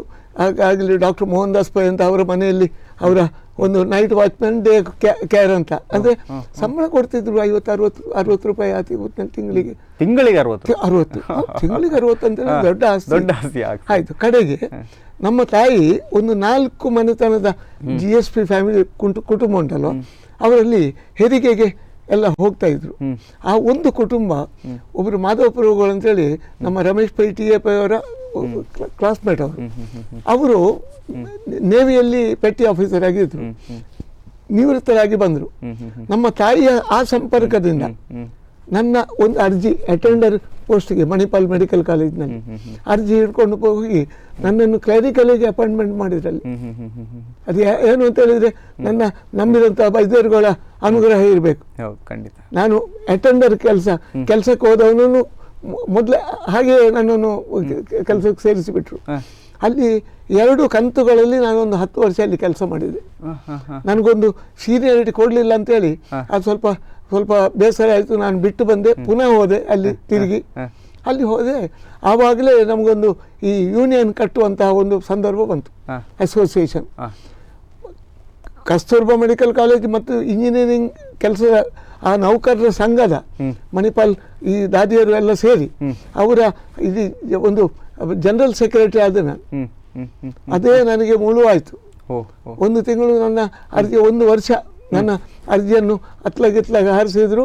ನನ್ನ ಪರ್ಸನಲ್ ಫೈಲ್ ದನಿಗಳ ಮೇಜಿಗೆ ಹೋಗಿ ಮುಟ್ಟಿತು. ಅಲ್ಲಿ 1973 ಆ ಸಂದರ್ಭದಲ್ಲಿ ಒಬ್ಬ ಎಲ್ಲ ಹೊರಗಿಂದ ವಿದ್ಯಾರ್ಥಿಗಳು ಬರುವುದು ಮೆಡಿಕಲ್ ಇಂಜಿನಿಯರಿಂಗ್ ಕಾಲೇಜಿಗೆ. ಅಲ್ಲಿಂದ ಬರುವಾಗ ಒಂದು ದಿನ ಒಬ್ಬರು ನಮ್ಮ ಕೆಳಗೆ ನಮ್ಮ ಸಮಾಜದ್ದೇ ಹುಡುಗಿ, ಕಾರ್ಕಳದ ಒಬ್ಬಳು ದಾದಿ, ಅವಳು ಅಲ್ಲಿ ಅವರಿಗೆ ಶುಶ್ರೂಷೆ ಮಾಡುವಂಥ ಹೊತ್ತಿನಲ್ಲಿ ಇಬ್ಬರು ಹೊರ ದೇಶದವರೇ, ಒಬ್ಬ ಇಂಜಿನಿಯರಿಂಗ್ ಸ್ಟೂಡೆಂಟ್, ಒಬ್ಬ ಮೆಡಿಕಲ್ ಸ್ಟೂಡೆಂಟ್, ಇಬ್ಬರು ಸೇರಿ ಅವಳ ಮಾನ ಸ್ವಲ್ಪ ಹರಣ ಆಗಿ ಹೋಯ್ತಲ್ಲಿ. ಅವಳು ಕೂಗಿದ ಕೂಡಲೇ ಇತ್ಲಾಗಿಂದ ಬರಲಿಕ್ಕೆ ವ್ಯವಸ್ಥೆ ಇರಲಿಲ್ಲ. ಆ ಹೊತ್ತಿನಲ್ಲಿ ಮಣಿಪಾಲ್ ಹಾಸ್ಪಿಟಲ್ ಅಂತ ವ್ಯವಸ್ಥೆ ಇತ್ತು. ಸೆಮಿ ಸ್ಪೆಷಲ್ ವಾರ್ಡಿಗೆ ಯಾರೂ ಹೋಗಲಿಕ್ಕೆ ಸಾಧ್ಯ. ಅವರು ಓಡಿ ಬರುವಾಗ ಇವರೆಲ್ಲ ಕೆಲಸ ಆಗಿದೆ. ಮರು ದಿವಸ ನರ್ಸಸ್ಗಳು ಅವರು ಇದಕ್ಕೆ ಸಂಪು ಮಾಡಿದರು. ಪರಿಣಾಮ ನಮ್ಗೆ ಗೊತ್ತಾಗಲಿಲ್ಲ. 2ನೇ ದಿವಸ ಗೊತ್ತಾಯಿತು. 4-6 ಕೇಸ್ ಇಲ್ಲಿ ಎಲ್ಲ ಇಡೀ ಮಣಿಪಾಲ ಆಸ್ಪತ್ರೆಯ ಕೆಲಸಗಳೆಲ್ಲ ಹೊರಗೆ ಬಂದರು. ಪರಿಣಾಮವಾಗಿ ಒಂದು 4-5 ಮರಣ ಸಂಭವಿಸಿತು. ಗಲಾಟೆ ಶುರುವಾಯ್ತು. ನಾವು ಯೂನಿಯನ್ನವರು, ನಾನು ಸೆಕ್ರೆಟರಿ ಆಗಿ ಸಿರಿದರ್ಕಾಲ್ ಮಾಡಿ ಅಂತೇಳಿ ವಕೀಲರು ಇದ್ದರು, ಮಾಧವ್ ಅಂತೇಳಿ LIC ಯೂನಿಯನ್ನ ಒಬ್ಬರು ಮಾರ್ಕ್ಸಿಸ್ಟ್ ಲೀಡರ್, ಅವರು ಉಪಾಧ್ಯಕ್ಷರಾಗಿದ್ದರು, ನಾನು ಕಾರ್ಯದರ್ಶಿ. ಅವರಿಗೆಲ್ಲ ಹೊರಗಿನವ್ರಿಗೆ ಒಳಗೆ ಬರಲಿಕ್ಕಿಲ್ಲ, ನಾವು ಇಲ್ಲೆಲ್ಲ ಕಂಟ್ರೋಲ್ ಮಾಡಬೇಕು. ನಾನು ಹೋದವಾಗ ಆಯಿತು. ನಮ್ಮನ್ನು ಆಡಳಿತದವರು ಕರೆದರು, ಡಾಕ್ಟರ್ ಮಾಧವ್ ಪೈ ಹೀಗೆ. ನಾವು 8 ಜನ ಹೋಗಿ ನಿಂತಲ್ಲಿ. 8 ಜನ ಹೋದವಾಗ ವಾಟ್ ಆರ್ ಯುವರ್ ಡಿಮಾಂಡ್ಸ್ ಅಂತ ಕೇಳಿದ್ರು ಅವರು. ನಾನು ಬರೀ ಒಬ್ಬ ಮೆಟ್ರಿಕ್ಯುಲೇಟ್ ನೋಡಿ, ವಾಟ್ ಆರ್ ಯುವರ್ ಡಿಮಾಂಡ್ಸ್? ನಾನು ಹೇಳಿದೆ, those 2 culprits should summarily be dismissed, no other demand. ಅವರು ಅನ್ಯಾಯ ಮಾಡಿದಾರಲ್ಲ, ಅವರಿಬ್ಬರನ್ನು ಔಟ್ ಮಾಡಬೇಕು. AP ಸಾಲಿಯನ್ ಅಂತೇಳಿ ಒಬ್ಬರು ಮೊಗವೇ ರಿಟೈರ್ಡ್ ಮನುಷ್ಯ ಅಲ್ಲಿ ಮ್ಯಾನೇಜರ್ ಆಗಿದ್ರು ಆಸ್ಪತ್ರೆಯ. Mister Salian take the names, 8 ಜನರ ಹೆಸರನ್ನು ಬರೆದು ಹಾಕಿದ್ರು. ಆ ದಿವಸ ನನ್ನ ಪರ್ಸನಲ್ ಫೈಲ್ ಅವರ ಮನೆಯಲ್ಲಿ ಹೋಗಿ ಕೂತ್ಕೊಂಡಿತ್ತು. 1 ವರ್ಷ ಕಾದು 1 ವರ್ಷದಲ್ಲಿ ಇದಕ್ಕೆ ಪ್ರತೀಕವಾಗಿ ಕಸ್ತೂರ್ಬಾ ಮೆಡಿಕಲ್ ಕಾಲೇಜಿನ 23 ನಮ್ಮನ್ನು ಮತ್ತೆ 5 ಜನ ಇಂಜಿನಿಯರಿಂಗ್ ಕಾಲೇಜು ನಾನೇ ಅವರಿಗೆ ಬೆಂಬಲ ಕೊಡ್ತೇನೆ ಅಂತ ಹೇಳುವಂಥ ದೃಷ್ಟಿಯಿಂದ ನಾವೆಲ್ಲ ಒಂದು ದಿನ ಗಲಾಟೆ ಮಾಡಿತ್ತು. ಸ್ಟ್ರೈಕಿಗೆ ಕಾಲ್ ಕೊಡ್ತು. ಏನು ಕೊಟ್ಟರು ಪ್ರಯೋಜನ ಆಗಲಿಲ್ಲ. ಯಾಕೆ ಅಂತ ಕೇಳಬಹುದು ನೀವು. ಆ ಹೊತ್ತಿನಲ್ಲಿ ಬದುಕುವಂಥ ಸ್ಥಿತಿ ಆಗಿತ್ತು. ನಮಗೆ ಮಾತ್ರ ಕೆಲವೇ ವರ್ಗದವರಿಗೆ, ಈ ನಾನ್ ಟೀಚಿಂಗ್ ಸ್ಟಾಫ್ ಏನು ಉಂಟು, ಕೆಲವೇ ವರ್ಗದವರಿಗೆ ಕಷ್ಟ. ಒಳಗಿದ್ದವರಿಗೆ ಅವರೆಲ್ಲ ಒಳ್ಳೆ ರೀತಿಯಲ್ಲಿ ಎಲ್ಲ ದುಡ್ಡು ಮಾಡ್ತಾ ಇದ್ರು. ಇವರಿಗೆಲ್ಲ ತಲೆ ಸರಿ ಇಲ್ಲ. ಎಂಥದ್ದು ಇದು ಸಾರ್ವಜನಿಕ ನ್ಯಾಯ. ಕಡೆಗೆ ನಮ್ಮನ್ನು ತೆಗೆದು ಹಾಕಿದ್ರು. ಅದು 3ನೇ ದಿವಸ ಸ್ಟ್ರೈಕ್. ಅಂದರೆ ಮಣಿಪಾಲ್ ಮೆಡಿಕಲ್ ಕಾಲೇಜ್ ಮತ್ತು ಇಂಜಿನಿಯರಿಂಗ್ ಕಾಲೇಜ್ ಎಲ್ಲ ಅಂತ ಹೇಳಿದರೆ 10-50 ದ್ವಾರಗಳು. ಇಲ್ಲಿಂದ ಕಾಯುವುದು, ಯಾರನ್ನು ಕಾಯುವುದು. ಒಮ್ಮೆ ನಮ್ಮವರೆಲ್ಲ ರೊಚ್ಚಿಗೆದ್ದು ಎಲ್ಲ ಅಡ್ಡ ಮಲಗಬೇಕು. ಗಾಡಿ ಬಂದರೆ ನಮ್ಮ ಮೇಲೆ. ನಾನು ಹೇಳಿದೆ ನೋ, ನಥಿಂಗ್ ಡೂಯಿಂಗ್. ಯಾರು ಏನು ಮಾಡಬಾರ್ದು. ಯಾರಿಗೂ ಮಾನವಿ ಅವರ ಕೈಕಾಲು ತುಂಡಾದರೆ ನಾಳೆ ಜವಾಬ್ದಾರಿ ಏನು ನೋಡಿ. ನಾನು ಇವತ್ತು ಹೀಗಿದ್ದೇನೆ ಆ ಕಾರಣದಿಂದ. ಆ ಹೊತ್ತಿನಲ್ಲಿ ನಾನು ಕಾಲ್ ಕೊಟ್ಟೆ. ಕಡೆಗೆ ಸ್ಟ್ರೈಕ್ ವಿಡ್ರಾ ಮಾಡಿತ್ತು. ವಿಡ್ರಾ ಮಾಡಿ ನಮಗೆ ಯೂನಿಯನ್ಗೆ ಒಂದು ಸಣ್ಣ ಆಫೀಸ್ ನಾವು ಬಾಡಿಗೆ ಮಾಡಿಕೊಂಡಿತ್ತು. ನಾನು ಒಳಗೆ ಹೋದೆ. ನಿಮಗೆ ಸತ್ಯ ಹೇಳ್ತೇನೆ, ಆ ಒಂದು ದಿವಸ ಉಂಟಲ್ವ ನನ್ನ ಬದುಕಿನಲ್ಲಿ ಅತ್ಯಂತ ವಿದ್ರಾವಕವಾದಂಥ ದಿನ. 29 ಜನರನ್ನು ತೆಗೆದು ಹಾಕಿದ್ರಲ್ವ, 28 ಜನರನ್ನು. ಆವಾಗ ನಾನು ಒಳಗೆ ಗಳಗಳಗಳನ್ನೇ ನಾನು ಅಳ್ತಾ ಇದ್ದೇನೆ. ಆವಾಗ 4 ಜನ ಬಂದು ನಮ್ಮ ಕಲೀಗ್ಸ್ ಬಾಗಿಲು ಪಡೆದ್ರು, ಒಳಗೆ ಬಂದರು. ನೀವು ಯಾಕೆ ಅಳುವುದು, ನಿಮಗೆ ಗತಿ ಇಲ್ಲ ಅಂತ ಹೇಳಿ ಅಲ್ವಾ, ನಿಮ್ಮೊಟ್ಟಿಗೆ ನಾವು ಬರ್ತೇವೆ, ನಮ್ಮನ್ನು ತೆಗೆದುಹಾಕಲಿಲ್ಲ, ನಾವು ಹೋಗುವುದಿಲ್ಲ. ನನಗೆ ದುಃಖ. ನನ್ನ ಮನೆಯಿದ್ದ ಒಂದು ಮಗುವನ್ನು ಸ್ಮಶಾನಕ್ಕೆ ಕೊಂಡು ಹೋದ್ರೆ ಅಷ್ಟು ದುಃಖ ಬರಲಿಕ್ಕಿಲ್ಲ. ಆವಾಗ ಕಡೆಗೆ ಅವರನ್ನು ಸಮಾಧಾನ ಮಾಡಿ ಕಲಿಸಿದೆ. ಮುಂದೆ ಆ ಮಕ್ಕಳು ಸಿಂಡಿಕೇಟ್ ಬ್ಯಾಂಕ್ನಲ್ಲಿ ಮ್ಯಾನೇಜರ್ಸ್ ಆಗಿ ರಿಟೈರ್ ಆದರು. ಅಲ್ಲಿ ಈ ಕೆಲಸ ಬಿಟ್ಟು ಅಲ್ಲಿ ಹೋದರೆ ಅಲ್ಲಿ ರಿಟೈರ್ ಆದ್ರು ಮ್ಯಾನೇಜರ್ಸ್ ಆಗಿ. ನಾನು ಮಾತ್ರ ದಾರಿಯಲ್ಲಿ ಬಿದ್ದೆ. ಸ್ವಲ್ಪ ಸಮಯ ಬಂದು ಹಗಲಿಗೆ ಮನೆಯಲ್ಲಿ ಕೂತ್ಕೊಳ್ಳಿಕ್ಕೆ ನಾಚಿಕೆ ಆಗ್ತದೆ. ಮದುವೆ ಆಗಿದೆ ಪ್ರಾಯಶಃ 2 ಮಕ್ಕಳ ತಂದೆ ನಾನು. ಮದುವೆ ಆಗಿದೆ. ಮಧ್ಯಾಹ್ನ ಅಲ್ಲಿ ನೆಂಟರ ಮನೆ ಹೋಗಲಿಕ್ಕೆ ನಾಚಿಕೆ ಆಗ್ತದೆ. ಬನ್ನಂಜಿ ಸಂಘದಲ್ಲಿ ಒಂದು ಊಟ, ಬೆಳಗಿನ ಕಾರ್ಯಕ್ರಮ ಮನೆಯಲ್ಲಿ ತಿನ್ನುವುದನ್ನು ಮಾಡಿ ಬನ್ನಂಜಿಯಲ್ಲಿ ಮಲ್ಕೊಳ್ಳೋದು, ಯಾರು ಇರುವುದಿಲ್ಲ ಅಲ್ಲಿ. 1-2 ವರ್ಷ ಅದು ನಾನು ನಂಬಿದಂತಹ ಶಕ್ತಿಗಳಿಗೆ ಗೊತ್ತು. ಅದನ್ನೆಲ್ಲವನ್ನು ಮೆಟ್ಟಿ ನಿಂತು ನನ್ನ ಅಳಿಯೊಬ್ಬ ಹೊರಗೆ ಹೋದವ. ಅಲ್ಲಿಂದ ಸ್ವಲ್ಪ ಏನಾದರೂ ಹಣ ಕಳಿಸ್ತಿದ್ದ ಒಬ್ಬ ನನ್ನ ಅಳಿಯ. ಕಡೆಗೆ ನಾನು ಮುಂಬೈ ಹೋದೆ 76ರಲ್ಲಿ. ಮುಂಬೈಯಲ್ಲಿ ಯಾವ ಕೆಲಸಕ್ಕಾಗಿ? ಮುಂಬೈಯಲ್ಲಿ ನಾನು ಚೆಂಬೂರಿನಲ್ಲಿ ವಾಸಿನಾಕದಲ್ಲಿ ನನ್ನ ಹಿರಿಯ ಅಣ್ಣ ಅಲ್ಲಿ ಇದ್ದರು. ಅವರ ಕುಟುಂಬ 4 ಮಕ್ಕಳಿದ್ರು. ಅವರ ಒಟ್ಟಿಗೆ ನಾನು ಒಬ್ಬ ಜೊತೆಗಾರನಾಗಿ ಸೇರಿದೆ. ಸೇರುವಾಗ ಕೋಟಿ ಚೆನ್ನೈ ನಾನು ಮೊದಲು ನನ್ನ ಇಲ್ಲಿ ಅದಕ್ಕಿಂತ ಮೊದಲು ಇಲ್ಲಿ ಯಕ್ಷಗಾನ ಕಲಾಕ್ಷೇತ್ರದಲ್ಲಿ ಒಬ್ಬ ತುಂಬ ಆಕ್ಟಿವ್ ಆಗಿ ನಾನು ಕೆಲಸ ಮಾಡಿದೆ. ಒಂದು ಕರೆ ಇದೆ. ಹೌದು, ಅಭಿನಂದನಾ ಸಮಿತಿ ಅಧ್ಯಕ್ಷರಾಗಿರುವಂಥ ರಘುನಾಥ್ ಮಾಬೇನ್. ನಮಸ್ತೆ ಸರ್. ಹಲೋ ಹಲೋ, ಹೇಳಿ ಸರ್. ನಮಸ್ತೆ ಸರ್. ನಮ್ಮ ಬನ್ನಂಜೆ ಬಾಬು ಅಮೀನ್ ರವರು 80ರ ಸಂಭ್ರಮದ ಕಾರ್ಯಕ್ರಮ ಸ್ಪಂದನ ಸ್ಟುಡಿಯೋದಲ್ಲಿದ್ದಾರೆ. ನೀವು ಅಭಿನಂದನಾ ಸಮಿತಿ ಅಧ್ಯಕ್ಷರಾಗಿ ಏನು ಹೇಳಲಿಕ್ಕೆ ಬಯಸ್ತೀರಿ ಸರ್? ಅಭಿನಂದನಾ ಸಮಿತಿ ಕಾರ್ಯಾಧ್ಯಕ್ಷರಾಗಿ ಹೌದೌದು, ಕಾರ್ಯಾಧ್ಯಕ್ಷರಾಗಿ ನಮ್ಗೆ ಅಂದ್ರೆ ಇವರ 80ರ ಸಂಭ್ರಮದ ಸಿರಿತುಪ್ಪೆ ವೈಭವ ಕಾರ್ಯಕ್ರಮ ಖಂಡಿತ ಇದು ಚೆನ್ನಾಗಿ ನಡಿಬೇಕು. ಅವರ ಸಾಧನೆಗೆ ಅಂದ್ರೆ ಬಾಲ್ಯದಿಂದ ಇಲ್ಲಿ 80 ವರ್ಷ ಅವರ ತನ್ನ ಸಂಪೂರ್ಣ ಜೀವನವನ್ನು ಅವರು ತುಳುನಾಡಿನ ತುಳು ಆಚರಣೆಗಾಗಿ ಸಮರ್ಪಿಸಿಕೊಂಡಿದ್ದಾರೆ. ಯಾವುದೇ ಒಂದು ದೈವಾರಾಧನೆ ಆಗ್ಲಿ ನಾಗಾರಾಧನೆ ಆಗ್ಲಿ ಅದನ್ನು ಯಾವ ರೀತಿ ಆಚರಣೆ ಮಾಡ್ಬೇಕು, ತುಳುವರು ಹುಟ್ಟಿನಿಂದ ಸಾವು ತನಕ ಅವ್ರು ಯಾವ ಚೌಕಟ್ಟಿನಲ್ಲಿ ಬದುಕಬೇಕಂತ ಒಂದು ಹಾದಿಯನ್ನು ತೋರಿಸಿಕೊಟ್ಟವರು ನಮ್ಮ ಬನ್ನಂಜಿ ಬಾಬು ಅಮೀನರು. ಖಂಡಿತ ಖಂಡಿತ ಖಂಡಿತ. ಇಂದಿನ ಪೀಳಿಗೆ ಅದೇ ರೀತಿ ಮುಂದಿನ ಪೀಳಿಗೆಗೂ ಅವರ ಒಂದು ಜ್ಞಾನದಿಂದ ಒಂದು 20 ಪುಸ್ತಕಗಳನ್ನು ಬರೆದು ದೊಡ್ಡ ಕೊಡುಗೆಯನ್ನೇ ಅವರು ಸಮಾಜಕ್ಕೆ ನೀಡಿದ್ದಾರೆ ನಮ್ಮ ತುಳುನಾಡಿಗೆ. ಖಂಡಿತ. ಇದನ್ನ ಹೇಳ್ಬಯಸ್ತೇನೆ. ಹೇಗಿದೆ ಸರ್ ನಾಡಿದ್ದು ಸಂಭ್ರಮ ಹೇಗಿದೆ? ಏನ್ ಸರ್? ನಾಡಿದ್ದಿನ ಸಂಭ್ರಮ ಹೇಗಿದೆ ಸರ್? ನಾಡಿನ ಸಂಭ್ರಮ ಅಂದ್ರೆ 8ವರೆಗೆ ಗುರುಪೂಜೆ ಆಗಿ ಡೋಲು ವಾದನ, ನಾಗಸರ ವಾದನ, ಅದೇ ರೀತಿ ಪ್ರಾರ್ಥನ ಹ್ಮ್ ಇದೆಲ್ಲ ಸಾಗಿ 10 ಗಂಟೆಗೆ ಹ್ಮ್. ನಾಡೋಜ ಡಾಕ್ಟರ್ ಜಿ ಶಂಕರ್ ಅವರು ಕಾರ್ಯಕ್ರಮವನ್ನು ಉದ್ಘಾಟನೆ ಮಾಡಲಿದ್ದಾರೆ. ಹೋ ಸರಿ. ಆಮೇಲೆ ಹಾ. ವಿಚಾರಗೋಷ್ಠಿ ನಡೆಯಲಿದೆ. ಓ. ಇವರ ತುಳು ಜಾನಪದ ಹ್ಮ್ ಪುಸ್ತಕ ಅನಾವರಣಗೊಳ್ಳಲಿದೆ. ಹ್ಮ್ ಆಮೇಲೆ ಹ್ಮ್ ನಮ್ಮ ಸತೀಶ್ ಪಟ್ಲ ಅವರಿಂದ ಯಕ್ಷಗಾನ ವೈಭವ ನಡೆಯಲಿಕ್ಕಿದೆ. ಖಂಡಿತ.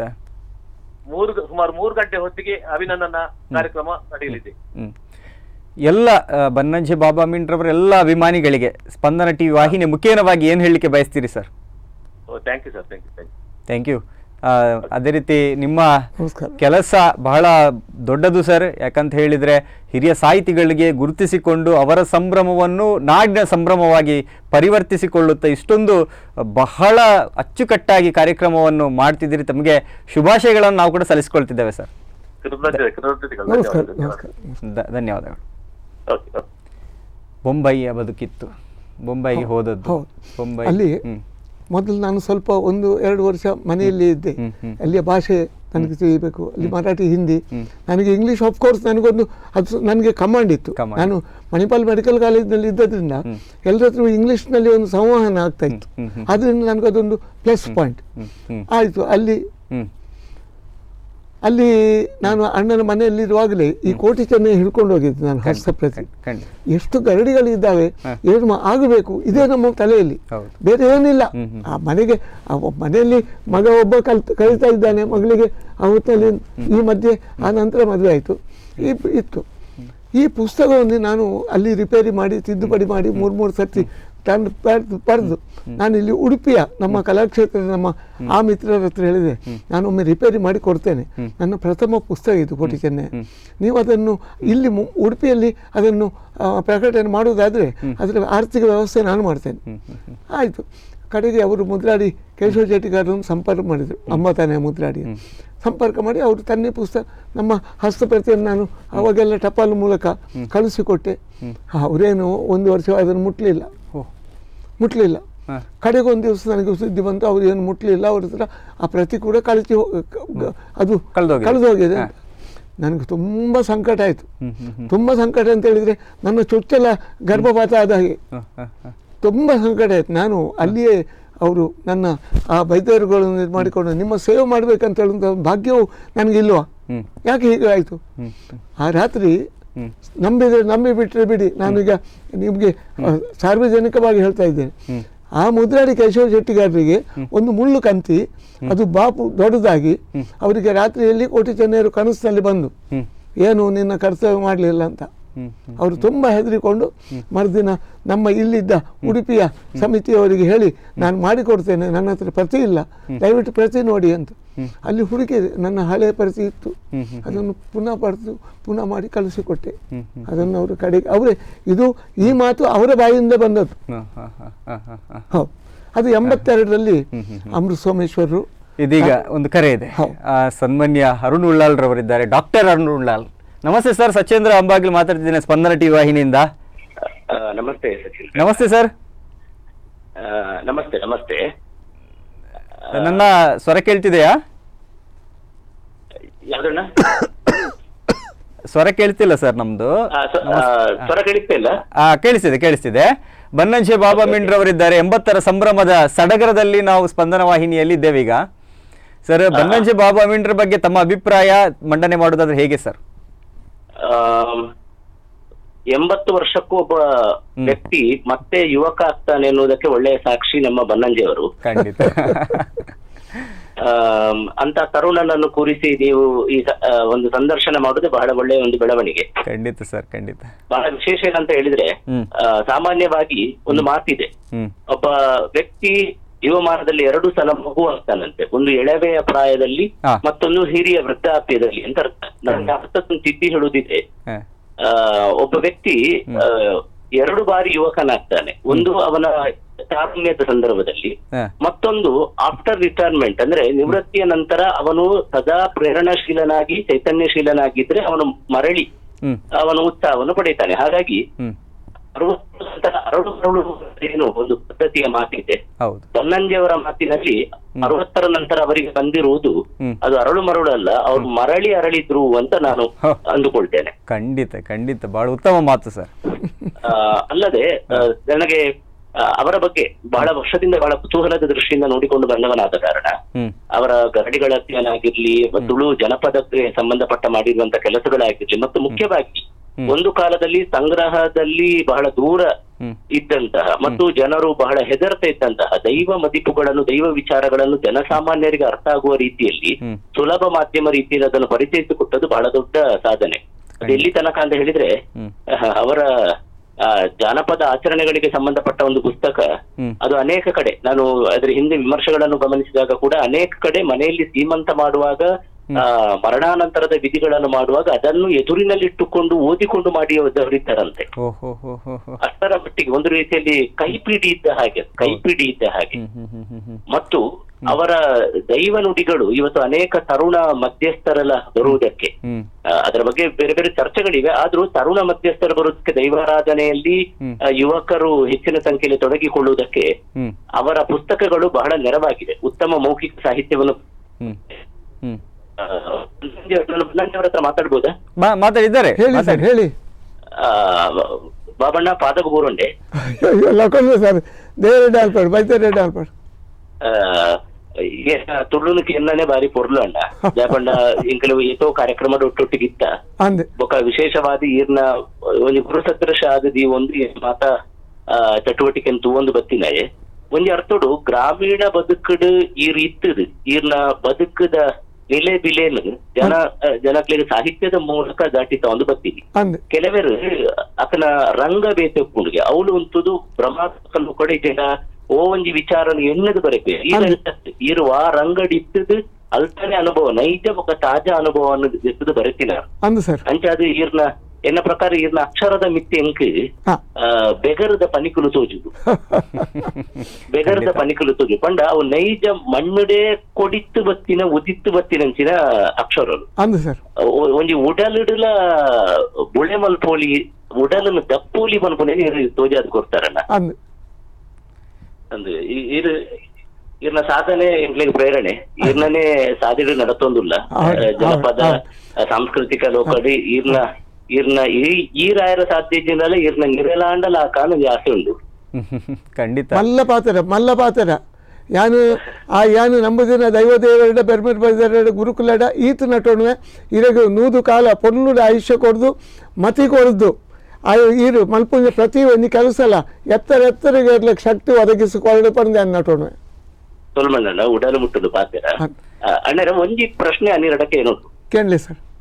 ಈ 80 ಬತ್ತದ ಮುಟ್ಟಿ ಇರತ್ತೆ ಇರಗಿ ಇನಿಕ್ಕಲ ದಾದನ ಒಂಜಿ ಅತೃಪ್ತಿಡು ಕಾಡುನ ಒಂಜಿ ಸಂಗತಿ ಹೂವಣ್ಣ ಇನ್ನು ಮಲ್ಪೊಡಿತ್ತನು ಮಲ್ಪರ ಸಾಧ್ಯ ಸ್ಥಿತಿಯಿಂದ ಕೊಂಡ್ಕೊಂಡು ಅಂಚಿನ ದಾಲ ಇಜ್ಜಿ ದಾಯಗನಾಗ ಇತ್ತೆಲ್ಲ ಒಂಜಿ ರಡ್ಡು ಬೂಕುನು ಒಂಜಿ ಗರುಡಿ ಒಂದು ಚಿಂತನೆಯನ್ನು ಕೂಡ ರಿಪೇರಿ ಮಲ್ತೆ ಎಲ್ಲ ಯಾವ ಪ್ರಕಟ ಹಾಪುಂಡು ಕುಡಂಜಿ ತುಳುನಾಡಿನ ಸುತ್ತಮುತ್ತ ಆಂಡು ಒಂಜಿ ಅನ್ನಗ ಅನೇಕ ಜವನೇರ ಜೋಕಲೆಗೆ ಒಂಜಿ ತೆರಿಪದು ನಾನು ಬರಲೆ ಯಾನು ಜೀವರಾಶಿ ಪೊಮ್ಮುಟ ನಿಗಲಿ ಬೋಡಾಯಿನ ಆತು ಯಾಯ್ಕ ಆ ಬಗ್ಗೆ ನಿಗಲಿ ಎಂಚಿನ ಒಂಜಿ ಸೂಚನೆ ಬೋಡಾವಿನ ಕೊರ್ಪೆ ಪಂಡುಲ್ಲ ಏರ್ಲ ತಯಾರ ಒಂದು ಜೇರು ಒಂದೊಂಜಿ ವೈರುಧ್ಯಮಯವಾಯಿನ ಜೀವನ ಆ ಒಂಜಿ ಬೇಜಾರು ಉಂಡು ಅಂದು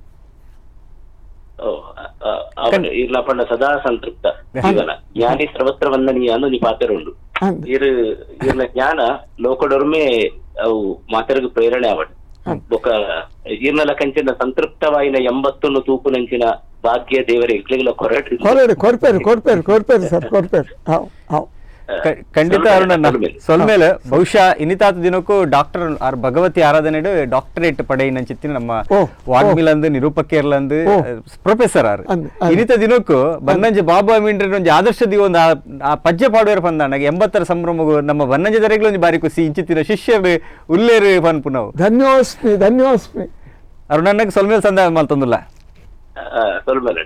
ಸೊಲ್ಮೇಲೆ ಈ ಕಡೆ ನಮ್ಮ ಪಾತ್ರಿಕತೆ ಮಲ್ತೊಂಬತ್ತ ಪಾತ್ರಿಕತೆ ಮಲ್ತೊಂದ್ಲಕ್ಕ ನಮ್ಮ ಪುರ್ತುಲ ಮಗರೊಂದು ಬರ್ತದೆ ಅಂಚಾದಿಪ್ಪನಾಗ ಕಿರಿದಾದಿ ಅನಿಕೆಯನ್ನು ಅಂಚಿತ್ತಿನ ನಲ್ಲ ಉಂಡು ಪಾತಿರ್ನಂದಾಂಡ ಬನ್ನಂಜಿದ ಜೀವನ ಬಹುಶಃ ಯಾನ್ ನನ್ನಲ್ಲ ಈರ್ನ ಬರವುದಂಚಿ ಬತ್ತು ದೇಪಂಡ ಬರವುದಂಚಿಗೆ ಮಸ್ತ್ ಜನ ಪಾಕ ಜನಕ್ಕೂ ಇರೇನು ಕೈ ತಳ್ಳುತ್ತು ಇನಾಗ ಅರುಣನ್ ಆದಿಪ್ಪಡ ಮುದ್ದು ಮುಡುಬೆಳ್ಳೆ ಆದಿಪ್ಪಡ ಸನ್ಮಾನ್ಯರ್ ಚಂದ್ರಶೇಖರನ್ ಮಸ್ತ್ ಭಾತಿರಿಯರ್ ಐತ ಬಗ್ಗೆ ಮಸ್ತ್ ಭಾತಿರಿಯ ಈರು ಐತ ಪಿರ ಹೊಡಿತಿನ ಚಿತ್ತಿನ ಬಂಗೋನು ಒಂಜಿ ಕೋಟಿ ಚೆನ್ನಯ್ಯನ ಒಂಜಿ ಅವೇನು ಬೂಕುಲು ರೂಪು ಕನ್ನಡ ಪನ್ಪುನ ಒಂಜಿ ವರ್ಷ ಐತ ಪಿರೋಡಿತ್ತಿನ ಬಂಗ ನೀರು ಪಾತಿರೊಂಬತ್ತರ ಆ ಕಿರಿಗಾದಿ ಅನ್ನೋ ಒಂಜಿ ರಡ್ಡು ಪ್ರಶ್ನೆಲೆ ಇರ್ನ ಜೀವನದ ಚೀಪೆ ಸಂಗತಿ ಬಹಳ ಸಿಹಿಯಾಗಿರುವಂತ ಸಂಗತಿ ಯಾವುದು ಅಂತ ಸಂಗತಿಯವೇ ರಡ್ಡು ಪುಸ್ತಕ ನಾವು ಬೊಂಬಾಯಿ ಬಿಡುಗಡೆ ಉಂಟು ಒಂಜಿ ತುಳು ಜಾನಪದ ಆಚರಣೆ ಒಂದು ಕೋಟಿ ಚೆನ್ನೈ ಆಯ್ತು ಒಂತೆ ಧನ ಸಂಗ್ರಹ ಚಿಲ್ಲರಿ ಇಂಜಿನ ಹೆಂಗೊಂದು ಧೈರ್ಯ ಬರ್ತೇನೆ ಬರೆಯೋಲಿ ಐತ ಮಧ್ಯೋಡು ಒದಿ ಹರೀಶ್ ಹೆಜ್ ಮಾಡಿ ಪಣದುಲ್ಲೇರು ಈತ ನಿವೃತ್ತ bank manager Bharat bank hedge ಮಾಡಿದ್ದಾರೆ ಹೆಂಗೆ ಮಾತಾ ಒವ್ವ ಒಂಜಿ ಋಣಾನು ಬಂದೋಡು ಎಂಕ ಸಂಬಂಧ ಮತ ಪುಡ್ದು ಬೈತ್ ನಾವು ಹರೀಶ್ ಹೆಜ್ ಮಾಡಿ ಅಂಚನೆ ಅಶ್ವಜಿತ ಹೆಜ್ ಮಾಡಿ ಎನ್ನ ಪರೇಶೀನ ಪೂಜಾರು ಹತ್ರ ಎನ್ನ ಬೇರೆ ಕುಟುಂಬದಲ್ಲಿ ಹೆಂಗೆ ಬೆತೆ ನನ್ನ SK ಸುಂದರ ಬಂದ ಎನ್ನ ಪ್ರಾಯದಾರಿ ಎನ್ ಜೋರ್ ಮಲ್ತಲ್ಲ ಅಂದಂತಾರೆ ಆಯ್ಕೆ ಹೆಂಗೆ ವಾದಜ್ಜಿ ನಾನು ಅಂಚನೆ ರವಿರ ಅಂಚನೆ ಮತ್ತು ಇತ್ಯಾದಿ ಎಂಕಲ್ಲ ಬಿಲ್ಲವರ ಸೂಚನೆ ಇತ್ಯಾದಿ ಓಡೇನಾತು ಆಗಲ್ಲ ನಡುಟು ಹೆಂಗೊಂದು ಸಂತೋಷ ಅನ್ನಗ ಎನ್ನ ಈ ಬರವಗೂ ಕರ್ನಾಟಕ ಮಲ್ಲೋಡು ಅಕ್ಷರಡಿ ಅನ್ನು ಸಂಪಾದಕ್ಕೆ ಆಗುತ್ತೆ ಕರ್ನಾಟಕ ಮಲ್ಲೋಡು ಅನ್ನು ಬರೆಯರ ಪಕ್ಷೆ ಕರ್ನಾಟಕ ಮಲ್ಲೋಡು ದೈವಾರಾಧನೆ ಪಕ್ಕ ತುಳು ಜಾನಪದ ಆಚರಣೆ ಬರೆಯೋನು ಯಾನು ಒಂಜಿ ಸಮಾರಂಭ ಕೊಂಡಲ್ಲ ಪುಂಜೆಯನ್ನು ಸುತ್ತು ಬರೆದು ಶುರುವಾಯಿರು ಮದುವೆ ಗಾವಡು ಬಯಕೆ ಗಾವಡು ನಿಶ್ಚಯ ಗಾವಡು ಇಂಚಿನ ಪೊಟ್ಲೂಡು ಬರೀತಾರೆ ಒಂಜಿ ಚೌತಿ ಪೂಜೆನ ಎಂಕಲ್ ಇಲ್ಲಡಿ ಚೌತಿ ಪೂಜೆ ಮಲ್ತಿಲ್ಲ ಕಾಣ್ ಒಂಜಿ ಕೊರಳು ಕಟ್ಟುನ ಇಲ್ಲಡು ಕೊರಳು ಕಟ್ಟಿಲ್ಲ ಕಾಣ್ ಆಗಲ್ಲ ಆ ಹೃದಯದ ಉಮ್ಮಳಿಕೆ ಅವು ನಿಜವಾದ್ಲು ಏನ್ ಕೆಲವು ಮದುವೆ ಸುಧಾರ್ಪೇರು ಊರು ಬತ್ತಿ ಪಕ್ಕ ಬೊಂಬಾಯಿ ಪಡೆ ಆಗಲ್ಲ ನವೀನ ಇನ್ನ ಪಡೆದ ಕರ್ನಾಟಕ ಮಲ್ಲೋಡಿತ್ತೆ ಆ ಹುಡುಗನ ಮದುವೆಗೆ ಅನುಪೋದ ನೇತೃತ್ವ ವಹಿಸೊಂದು ಗುರ್ಕಾರ್ಮೆ ತೋಜೆ SK ಸುಂದರ ಪಡೆದಾರ್ನ ಮಗಲ್ನ ಮದುವೆಗೆ ಅನು ಗುರ್ಕಾರ್ಮೆ ಮುಲ್ತ ಖರ್ಚು ಕೊಡದ್ಲೆ ತೋಮಪಿನ ಗೊತ್ತಾಗುತ್ತೆ ಒಂದು ಮಾತ್ರ ಎಂಕ್ ಸಂತೋಷದ ವಿಚಾರ ಆಯ್ದು ಪಕ್ಕ ಭಾರತ್ ಬ್ಯಾಂಕ್ ಏನು ಇಪ್ಪೂನು ಕೊಡ್ತಿದ್ದೆ ಏನು ಸಂಸಾರ ಊಡಿರ್ತೇನೆ ಹರೀಶ್ ಹೆಜ್ ಮಾಡಿದ್ರೆ ಆ ಪೊರ್ತದ ಮದ್ವೆ ಆಗ್ತಿದ್ದೆ ಅನ್ಪಾತೇನೆ ಆರು ಎನ್ನ ತುಳು ಜಾನಪದ ಆಚರಣೆ ಯಾನ ಅಕ್ಷಯೋಡು ಬೊಕ್ಕ ಕರ್ನಾಟಕ ಮಲ್ಲೋಡು ಬರೆಯನು ಆ ತುಳು ಜಾನಪದ ಆಚರಣೆ ಒಂದೊಂದು ಪುಸ್ತಕ ರೂಪ ಹೊಡ್ಕೊಂಡು ಎಂಕು ರಾತ್ರಿ ಹಿಡ್ಕೊಂಡು ಬರೆಪಿನಿ ಆರೆ ಐಕ್ ತಿದ್ದುಪಡಿ ಮಲ್ಪೋನು ಐಕ್ ಬೋಡನ ತಿದ್ದುಪಡಿ ಅವು ಈತ ಇಫೆಕ್ಟ್ ಆದ ಸಮಾಜ ಹೋದು ಮುಟ್ಟೋನು ಅಕಲ್ ಮಾತ ಎಂಕ್ ನಿಜವಾದ್ಲ ಎನ್ನ ಪೂರ್ವ ಸಂಬಂಧ ಏನ ಬತ್ತನ ಬಂದಲು ಬಂದು ಇನಿಕ್ಕಲ ಅವೇ ಸಂಬಂಧ ಉಂಡು ಅರೆ ಹೆಜ್ ಮಾಡಿ ಬತ್ತನ ಯಾನು ಬೋಡು ಯಾನು ಮುನ್ಪೈತಾಡ ಆಗಲ್ ಬರೋಡು ಅಶ್ವಜಿಚಾರಿ ಮಾಡಿಕೊಂಡು ಓಕೆ ಅದು ಚಾರ್ಟರ್ಡ್ ಅಕೌಂಟೆಂಟ್ ಮಾತಾ ಎಡ್ಡೆ ಬಾಂಧವ ಐತೆ ಜೊತೆಟ್ ಇವನ ಬದುಕಿಡು ಖಂಡಿತ ಸಾಧಕ್ಕಾಗಿ ಮಸ್ತ್ ರೀತಿದ ಕಾರೊಯ್ಪುನಗ್ಲು ಬದುಕದೊಂಜಿ ಕೈಪೆ ಘಟನೆ ನೆನಪು ಮಲ್ಪುನಂದಾಂಡೆ ಇನ್ನಿತ ದಿನ ಮನಕು ಕೈಪೆ ಘಟನೆ ಪಂಡಗ ಅವೇ ಮಣಿಪಾಲ್ದು ಸೀನಿಯರಿಟಿ ಕೊಡ್ತೀರಿ ಖಂಡಿತ ಅವು ಪಕ್ಕ ಬೇತೆ ಯಕ್ಷಗಾನ ಕಲಾಕ್ಷೇತ್ರೋಡು 52 ವರ್ಷ ಸದಸ್ಯರು ಸೇವೆ ಮಾಡ್ತೆ ಇತ ಉಂಡು ಮರ್ಯಾದೆ ಉಂಡು ಅವತ್ತು ಬೇತೆ ಪುಡ್ತು ಟೆಂಕಲ್ನ ಉಲಾಯ್ದಾಗಲಿ ಸಂಬಂಧದಾಗಲಿ ಏನು ಪೊದ್ದರ್ನ ಗಡಟ ಅವಡು ಉಲಾಯ್ಡು ಸಂಬಂಧದಾಗಲಿ ಒಂಜಿಚೂರು ಎನ್ನ ಅಭ್ಯುದಯ ಒಂಜಿಚೂರು ಎಡ್ಡ ದೃಷ್ಟಿ ತೂಪು ಜರ ಪಂಪಿರೋ ಒಂದು ಸಂಶಯ ಉಂಡು ಇನ್ನಿಕ್ಲ ಅದಕ್ಕೆ ಖಂಡಿತವಲ್ಲ ಕೊನೆಯ ಮನದಾಳದ ಮಾತು ನಮ್ಮ ತಮ್ಮ ಅಭಿಮಾನಿಗಳಿಗೆ ನಮ್ಮ ಇಡೀ ರಾಜ್ಯಾದ್ಯಂತ ಇದ್ದಾರೆ ತಮ್ಮ ಅಭಿಮಾನಿ ಕನ್ನಡದಲ್ಲಿ ಬಹಳಷ್ಟು ಪುಸ್ತಕಗಳು ತಾವು ಬರೆದಿದ್ದೀರಿ ಅದೇ ರೀತಿ ತುಳು ಸಂಸ್ಕೃತಿಯನ್ನು ಇಡೀ ರಾಜ್ಯಾದ್ಯಂತ ಪಸರಿಸಿದ್ದವರು ತಾವು ಬಹಳ ದೊಡ್ಡ ಕಾರ್ಯವನ್ನು ಮಾಡಿದವರು ತಮ್ಮ ಅಭಿಮಾನಿಗಳಿಗೆ 80ರ ಸಂಭ್ರಮದ ಈ ಸಮಯದಲ್ಲಿ ತಾವು ನೀಡುವಂತ ಮನದಾಳದ ಮಾತುಗಳು ಯಾವುದು? ನಾನು ಉಡುಪಿ, ಬೆಂಗಳೂರು, ಮುಂಬೈ, ಅದೇ ರೀತಿ ಹೊರ ರಾಜ್ಯದಲ್ಲಿ ಕುವೈಟ್ ಇರ್ಬೋದು, ದುಬೈ ಇರ್ಬೋದು, ಅಬುದಾಬಿ ಇರ್ಬೋದು, ಬ್ಯಾರಿನ್ ಇರ್ಬೋದು, ಎಲ್ಲ ಕಡೆ ಹೋಗಿದ್ದೇನೆ. ಅಪಾರವಾದ ಅಭಿಮಾನಿಗಳಿದ್ದೀರಿ. ನನ್ನನ್ನು ಇಷ್ಟರವರೆಗೆ ನನ್ನ ಕೃತಿಗಳನ್ನು ಓದಿದ್ದೀರಿ, ನನ್ನ ಭಾಷಣಗಳನ್ನು ಕೇಳಿದ್ದೀರಿ, ನನ್ನೊಟ್ಟಿಗೆ ಸಹ ಸಂಬಂಧ ಹೊಂದಿದವರಿದ್ದಾರೆ. ಎಲ್ರಿಗೂ ಹೇಳೋದು, ಈ ಹೊತ್ತಿನಲ್ಲಿ 80ರ ಒಂದು ಸಂಭ್ರಮ ಮಾಡ್ತಾ ಕೆಲವರು ಬರ್ಬೋದು, ಕೆಲವರು ದೂರದಲ್ಲಿ ಇದ್ದುಕೊಂಡು ಶುಭಾಶಯ ಹೇಳ್ತಾ ಇದ್ದೀರಿ. ನನ್ನ ಕುಟುಂಬದವರಿಗೆ, ನನ್ನ ಅಣ್ಣನ ಕುಟುಂಬದವರಿಗೆ ಎಲ್ರಿಗೂ, ನಿಮ್ಗೆಲ್ರಿಗೂ ನನ್ನ ಮೇಲೆ ಇದ್ದಂತಹ ನಿಮ್ಮ ಅಪಾರವಾದಂಥ ಅಭಿಮಾನಕ್ಕೆ ನಾನು ಶಿರಮಣಿದು ನಿಮಗೆಲ್ಲರಿಗೂ ಕೃತಜ್ಞತಾ ಭಾವನೆಯಿಂದ ನಿಮಗೆ ವಂದಿಸ್ತೇನೆ. ನಿಮಗೆ, ನಿಮ್ಮ ಪರಿವಾರಕ್ಕೆ, ಆ ನಂಬಿದಂಥ ಎಲ್ಲ ತುಳುವ ಶಕ್ತಿಗಳು, ನಾನು ಸ್ವಲ್ಪ ಪರ್ಟಿಕ್ಯುಲರ್ ಅಂದರೆ ತುಳುವ ಶಕ್ತಿಗಳು ನಿಮಗೆಲ್ಲರಿಗೂ ಆಯುರಾರೋಗ್ಯ, ಭಾಗ್ಯ, ಅಷ್ಟೈಶ್ವರ್ಯ, ಇಷ್ಟಾರ್ಥವನ್ನು ಒದಗಿಸಿಕೊಡಲಿ ಅಂತೇಳಿ ನಾನು ದೈವದೇವರಲ್ಲಿ, ಬೆರ್ಮೇರ್ ಬೈದರುಗಳಲ್ಲಿ, ಗುರುಗಳಲ್ಲಿ ಬೇಡಿಕೊಳ್ತೇನೆ. ವಂದನೆಗಳು. ಧನ್ಯವಾದಗಳು ನಮ್ಮ ಈ ಕಾರ್ಯಕ್ರಮಕ್ಕೆ ಬಂದು 80ರ ಸಂಭ್ರಮದ ಈ ಸಮಯದಲ್ಲಿ ಕೂಡ ಚಿರ ಯುವಕನಂತೆ ಅದೇ ಪಾದರಸದ ವ್ಯಕ್ತಿತ್ವದಲ್ಲಿ ಅದೇ ಒಂದು ನಡಿಗೆಯಲ್ಲಿ ನಡೆದಾಡುವ ಗರೋಡಿ ಅನ್ನುವಂತಹ ಬಿರುದನ್ನು ಪಡ್ಕೊಂಡವರು, ಕರ್ನಾಟಕ ರಾಜ್ಯೋತ್ಸವ ಪ್ರಶಸ್ತಿಯನ್ನು ಪಡ್ಕೊಂಡವರು, ಅದೇ ರೀತಿ ಬಹಳಷ್ಟು ಸನ್ಮಾನಗಳು, ಬಹಳಷ್ಟು ಪುಸ್ತಕಗಳಿಗೆ ವಾಗ್ಮಿಗಳಾಗಿ ಯಾವುದನ್ನು ಕೂಡ ಸುಲಭದಲ್ಲಿ ಒಪ್ಪದೆ ಸಮಾಜದ ಅಡೆತಡೆಗಳನ್ನು, ತೊಡಕುಗಳನ್ನು ನೇರ ನಡೆಯಿಂದ ಅದನ್ನು ತಿದ್ದುವಂತಹ ಬಹಳ ದೊಡ್ಡ ಕಾರ್ಯದಲ್ಲಿ ತೊಡಗಿಸಿಕೊಂಡವರು ತಾವು. ಮತ್ತೊಮ್ಮೆ ತಮಗೆ ಈ ಎಲ್ಲ ಟಿವಿ ಮಾಧ್ಯಮದ ಎಲ್ಲ ವೀಕ್ಷಕ ಬಂಧುಗಳ ಪರವಾಗಿ, ತಮ್ಮ ಅಭಿಮಾನಿಗಳ ಪರವಾಗಿ, ತಮ್ಮ ಸರ್ವರ ಪರವಾಗಿ ಮತ್ತೊಮ್ಮೆ ಧನ್ಯವಾದಗಳನ್ನು ಸಮರ್ಪಿಸಿಕೊಳ್ತಿದ್ದೇವೆ. ಶ್ರೀ ದೇವರು ನಿಮ್ಮ ಆರೋಗ್ಯ ನೀವು ಬಯಸಿದ್ದನ್ನೆಲ್ಲರೂ ಪ್ರಾಪ್ತಿ ಮಾಡಲಿ ಅಂತ ಹೇಳಿ ಪ್ರಾರ್ಥನೆಯನ್ನು ಸಲ್ಲಿಸಿಕೊಳ್ತಿದ್ದೇವೆ. ನನ್ನ ಸಂತೃಪ್ತ ಜೀವನಕ್ಕೆ ಕಾರಣ ಆದ ನಿಮ್ಮಂಥವರು, ನನ್ನನ್ನು ಈ ಸಮಾಜಕ್ಕೆ ಬೆಳಕಿಗೆ ತಂದವರು, ಅದೇ ರೀತಿ ಅಪಾರವಾದಂತಹ ಓದುಗ ಬಂಧುಗಳು, ನನ್ನ ಅನೇಕರು ನನಗೆ ಒಂದು ಆರ್ಥಿಕವಾಗಿ ನಾನು ಮುಗ್ಗರಿಸಿದ ಹಾಗೆ ಇವತ್ತಿಗೂ ಎತ್ತಿ ಹಿಡಿತಾ ಇದ್ದಾರೆ. ರಘುನಾಥ್ ಮಾಬೇಂದ್ರ ಇರಲಿ, ಆ ಕೊರಂಕರಪಾಡಿಯ ಸಂಜೀವಣ್ಣ ಅಂತೇಳಿ ಇದ್ದಾರೆ, ಅವರೆಲ್ಲ ಇರಲಿ, ಎಲ್ರಿಗೂ ನಮಸ್ಕಾರ. ಇದಿಷ್ಟು ನಾವು ಹೊತ್ತು ತಿಳಿದುಕೊಂಡು ಬಂದದ್ದು ಬನ್ನಂಜೆ ಬಾಬು ಅಮೀನ್ರವರ ಒಂದಷ್ಟು ಜೀವನದ, ನಾವು ತಿಳಿದುಕೊಂಡದ್ದು ಅವರ ಪುಸ್ತಕದಲ್ಲಿ, ಅವರ ಮಾತುಗಳಲ್ಲಿ, ಬೇರೆ ಬೇರೆ ವಿಚಾರಗಳಲ್ಲಿ ತಿಳ್ಕೊಂಡು ಬಂದ್ವಿ. ಆದರೆ ಇವತ್ತು ಅವರ ಬದುಕಿನ ವಿಚಾರಗಳು, ಅವರ ಬಾಲ್ಯಗಳು, ಅವರ ಹೋರಾಟಗಳು, ಆ ಒಂದು ಪುಸ್ತಕಗಳು ಪ್ರಕಟವಾಗಬೇಕಾದರೆ ಅದರ ಹಿಂದಿರುವಂತಹ ಅವರ ಶಕ್ತಿ, ಅವರು ಹೋರಾಡಿದ ರೀತಿ, ಇದೆಲ್ಲವನ್ನು ತಿಳ್ಕೊಂಡು ಬಂದ್ವಿ. ಮತ್ತೊಮ್ಮೆ ಸಂಪರ್ಕ್ ಟಿವಿಯ ಎಲ್ಲ ವೀಕ್ಷಕ ಬಂಧುಗಳ ಪರವಾಗಿ ಬನ್ನಂಜೆ ಬಾಬು ಅಮೀನ್ರವರಿಗೆ, ಸರ್ವರ ಪರವಾಗಿ ಕೂಡ ಅವರಿಗೆ ಪ್ರೀತಿಯ ನಲ್ಮೆಯ ವಂದನೆಗಳನ್ನು ಸಲ್ಲಿಸಿಕೊಳ್ತಿದ್ದೇವೆ. ಅದೇ ರೀತಿ ಶ್ರೀ ದೇವರಲ್ಲಿ ಪ್ರಾರ್ಥಿಸಿಕೊಳ್ತಿದ್ದೇವೆ. ಅವರು ಬಯಸಿದ್ದೆಲ್ಲವೂ ಶ್ರೀ ದೇವರು ಅವರಿಗೆ ಕರುಣಿಸಲಿ ಅನ್ನುವಂಥ ಪ್ರಾರ್ಥನೆ ಸಲ್ಲಿಸಿಕೊಳ್ತಾ, ವಿಶೇಷವಾದಂಥ ಇಂತಹ ಕಾರ್ಯಕ್ರಮಗಳಿಗೆ ಸಂಪರ್ಕ್ ಟಿವಿಗೆ ಕಣ್ಣಾಗಿ ನಾನು ನಿಮ್ಮ ಸತ್ಯೇಂದ್ರ ಅಂಬಾಗಿಲು, ಮತ್ತೊಮ್ಮೆ ವಂದನೆಗಳು. ನಮಸ್ಕಾರ.